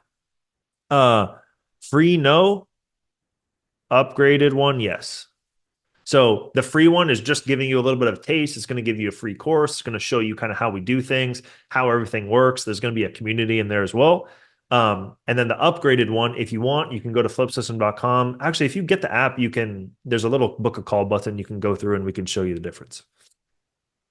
Property management companies should know crime rates exactly.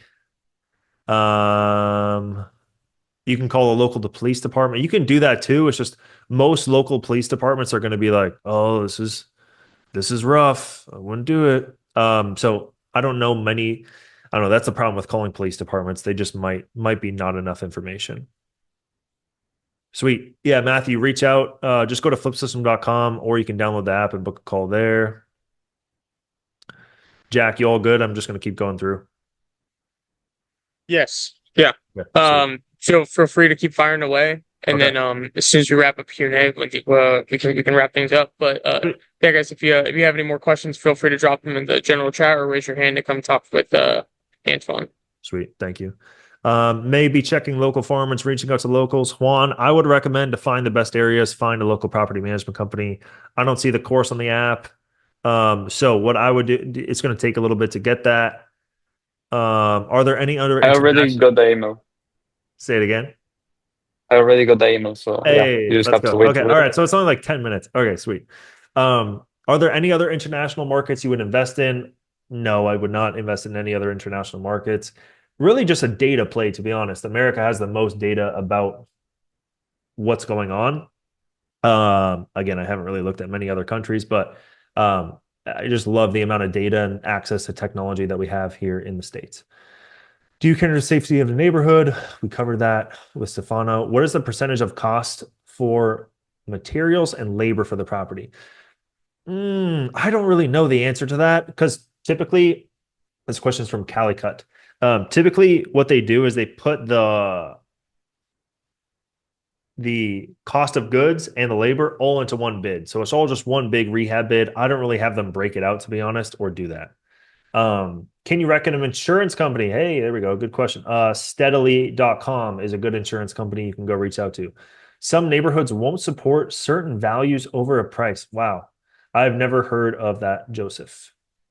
All right, going back to the bottom. So if I'm a foreigner, I should set up my situation before flying Flipsystem to get the money to invest in.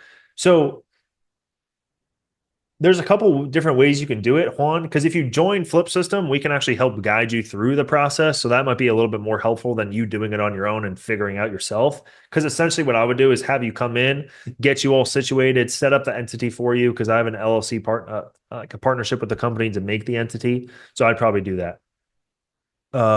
Cool. Let's see what else we got up here. If I missed anything. If you have a question, feel free to put it in the chat. If I missed anything, I'm scrolling up through them. Corey or Felipe, did you guys have another question? I think they're good. Okay, cool. No, thank Yeah, I did. Okay. Oh, sweet. You spoke about the financing. You said there's the hard money lending option, but then there's also the traditional option. Yeah. For financing, right? And when you're talking about traditional, you're talking about like FHA or that kind of thing. I'm talking about, let me share my screen. I'm just talking about like a Fannie Mae conventional loan. So this is just Okay. like a loan that would be like a Wells Fargo home mortgage, just like this kind of loan. So just a Okay. loan from one of these big boy banks, right? It's going to be a Fannie Mae loan backed by the federal government. So this is like a more traditional route versus this, which is like, hard money about the asset, about the investor. This loan from Wells Fargo is going to be 6%. This 6%, 7%. This one's going to be 8, 9, 10, 11, 12%. So, but this one really cares about your credit. Corey, how much income do you make? Corey, what's your credit score? Corey, when did you apply for a loan in the past? Corey, this one's going to be about the asset that you're buying and way more about the property that you're doing. Got it. Now, are you limited to how many hard money loans you can do? Great So, question. yeah. So, great question. So Fannie Mae has a home cap of, oh man. So Fannie Mae getting traditional conventional mortgages, every social security number can only have 10 Fannie Mae mortgages. So you can only buy 10 conventional loans or have 10 conventional loans outstanding. Mhm. Hard money or asset-based loans where they lend on the asset and not on you, Corey, you can get unlimited amounts of loans. So now you break through that limit because it's just like a business lending to you instead of the government lending to you. So when you get any kind of Fannie Mae, FHA, there's always going to be a limit or certain requirements. But these you can get unlimited amounts. It's really going to be based on the hard money lender's discretion on how many they give you. But the hard money lenders you're recommending, and I'm assuming there's probably more in the course, working with you guys are giving us people that's used to doing these kind of deals, the in and out, making their 10, 15%, whatever it is, and moving on. Yep. So 100%.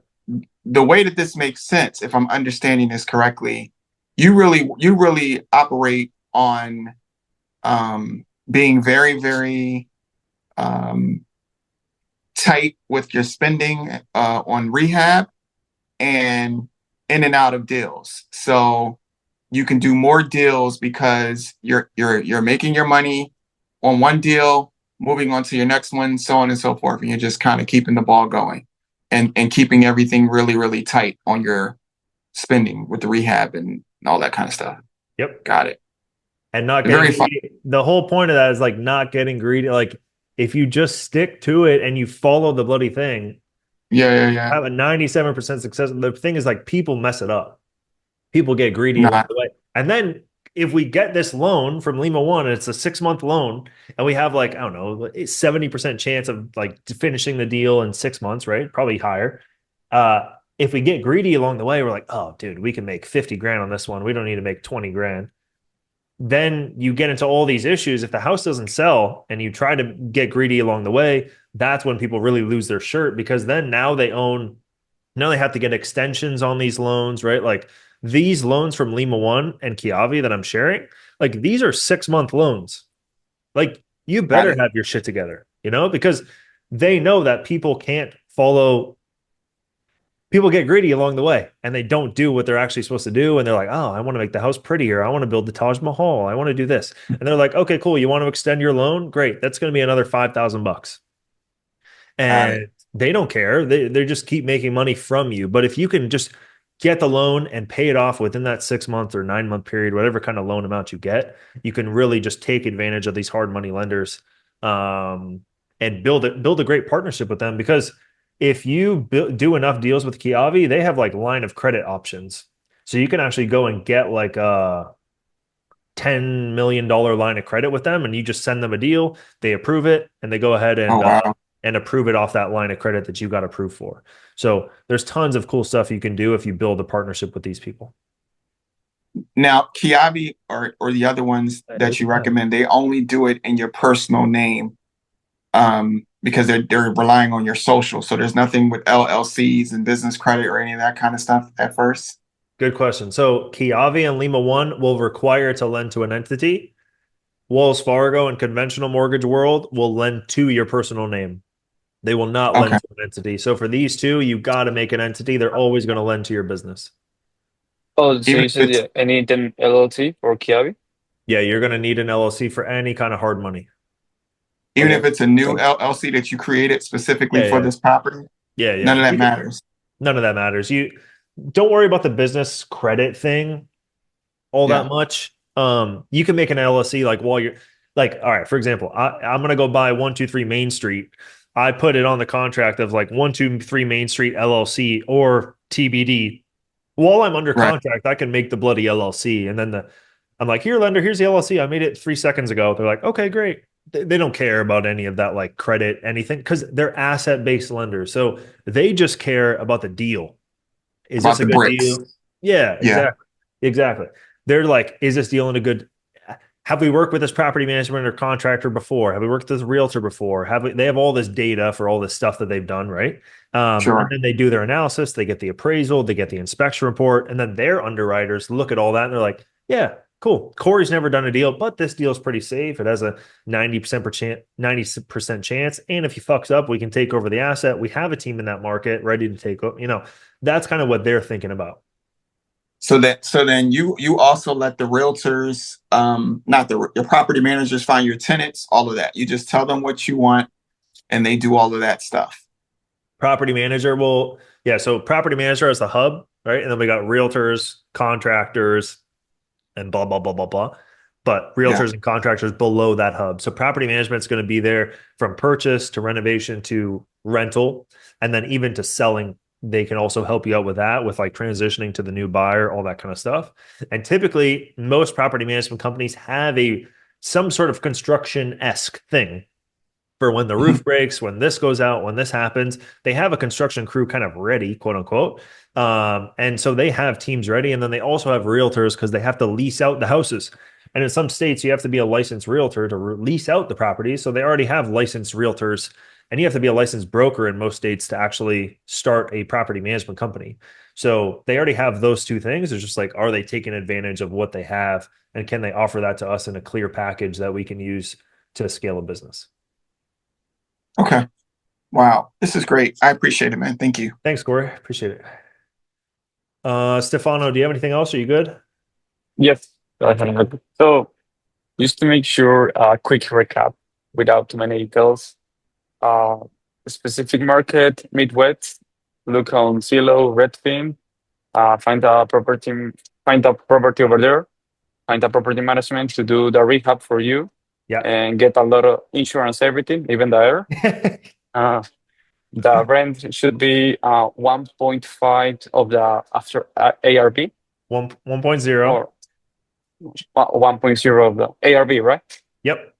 Or okay, and sell after a while, Yep. after 3 months. Yep. It will be here with your course.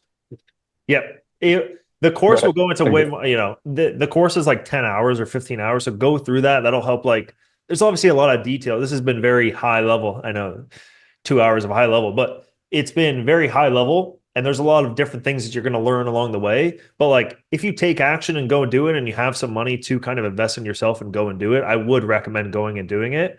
Also with the app, I don't have the money, but I think I would go to try with that money. Okay. Yeah. Gotcha. Okay. Yeah. Sweet. Well, good luck. Let me know if you need anything. All right, cool. Let me see what all these things have been popping off. Okay. What about working with homeowners? Do you mean like wholesaling, Troy? $100,000 home, $1,000 rent, 1.0 rent to value ratio. Yes. Thanks, Laura. Appreciate it. I'll be working with you, Antoine. I'll be taking the class. Much more information given with working with you. Awesome. Thanks, Matt. Appreciate it. How quickly can people do rehabs? Like, are you considering 2 per year? What's the limit? There's loan limit as long as Sherry, there will be a recording. Jack's going to put it in the community. Like if I'm just one person, could I do? So at my height, I was doing 50 deals in a single month. I had obviously a lot of employees, but I was doing 50 deals in a single month. It just depends on how much capital you have. So for example, if I have 10 million bucks, I can go buy, 1,000 houses tomorrow, and I can start renovation on all those properties, then rent all them out, and then sell them all.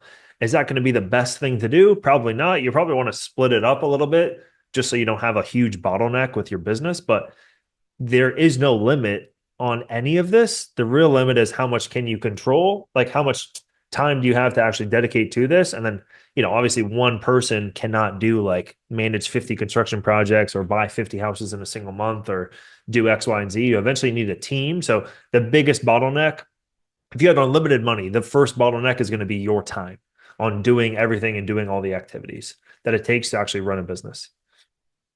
Is there any way I could see your cost sheet from a GC with the total cost and everything they're repairing? I'm curious if the GCs are getting greedy. I don't really have anything like that. I built like an averages thing out before.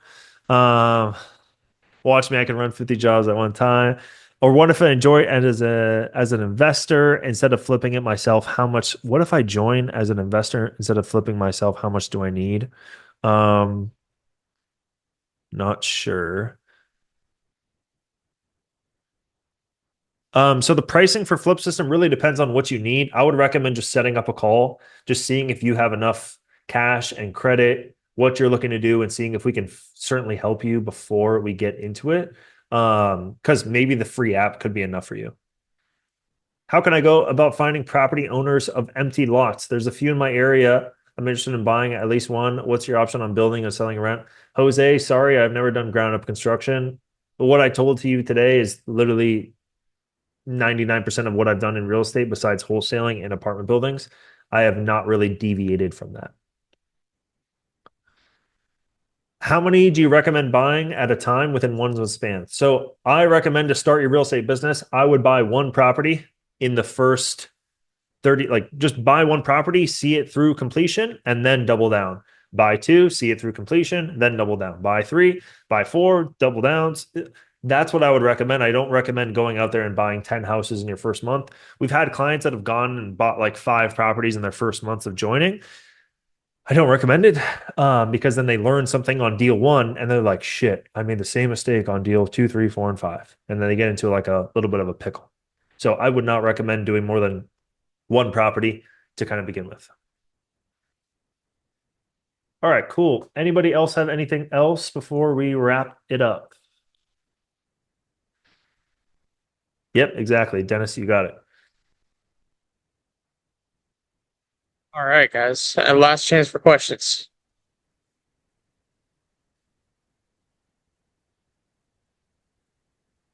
I think we might be good. Sweet. Anyways, awesome. Antoine, this was phenomenal, man. Thank you so much for coming today. Guys, if you could just drop some fire in the chat or some thank yous for Antoine. Antoine, where's I know you mentioned flipsystem.com, but is there anywhere else that you would want people to find you at? Yeah, you can, if you guys need anything else, you can reach out to me on Instagram. DM is going to be the best place. I will reply to you. Flipsystem.com. You can find me on Instagram. Just type Antoine Martel or Martel Antoine. You can reach out to me there. Go get the app, play around with it. Would love some feedback. Schedule a call with the team. And yeah, thanks, Jack, for having me. Absolutely. Guys, if you guys want to check out Antoine on Instagram, I did put a link in the announcement to this presentation, to this workshop, so you can go and find it there. And also for anybody curious, yes, we will be posting a reporting of this workshop in the community. Just give it a few days, maybe even a week or so. A lot of the recent workshops were formulating them into courses for you guys. And so the workshops take a little bit longer to get the reportings out. So just stay tuned, but you will have access to this in the community. Antoine, thank you so much again. And guys, thanks so much for showing up. We have a live mentorship call tomorrow night at 7 p.m. Eastern time with a commercial real estate mogul, Todd Napola, out of South Florida. Antoine, I'm not sure if you know Todd, but he's a commercial real estate beast. He's a personal mentor of mine and the School of Hard Knocks team. So I really hope all of you guys show up to that call. Trust me, you're not going to want to miss it. He's going to bring the value. But Antoine, thank you so much. Hope everybody has a great day. And I will keep rocking with y'all in the community. See you guys. Thank you. See ya. If you enjoyed this video and are serious about investing in real estate, click the link down below. If you want more free content, I posted another 1.5 hour free course up on my YouTube channel. Enjoy.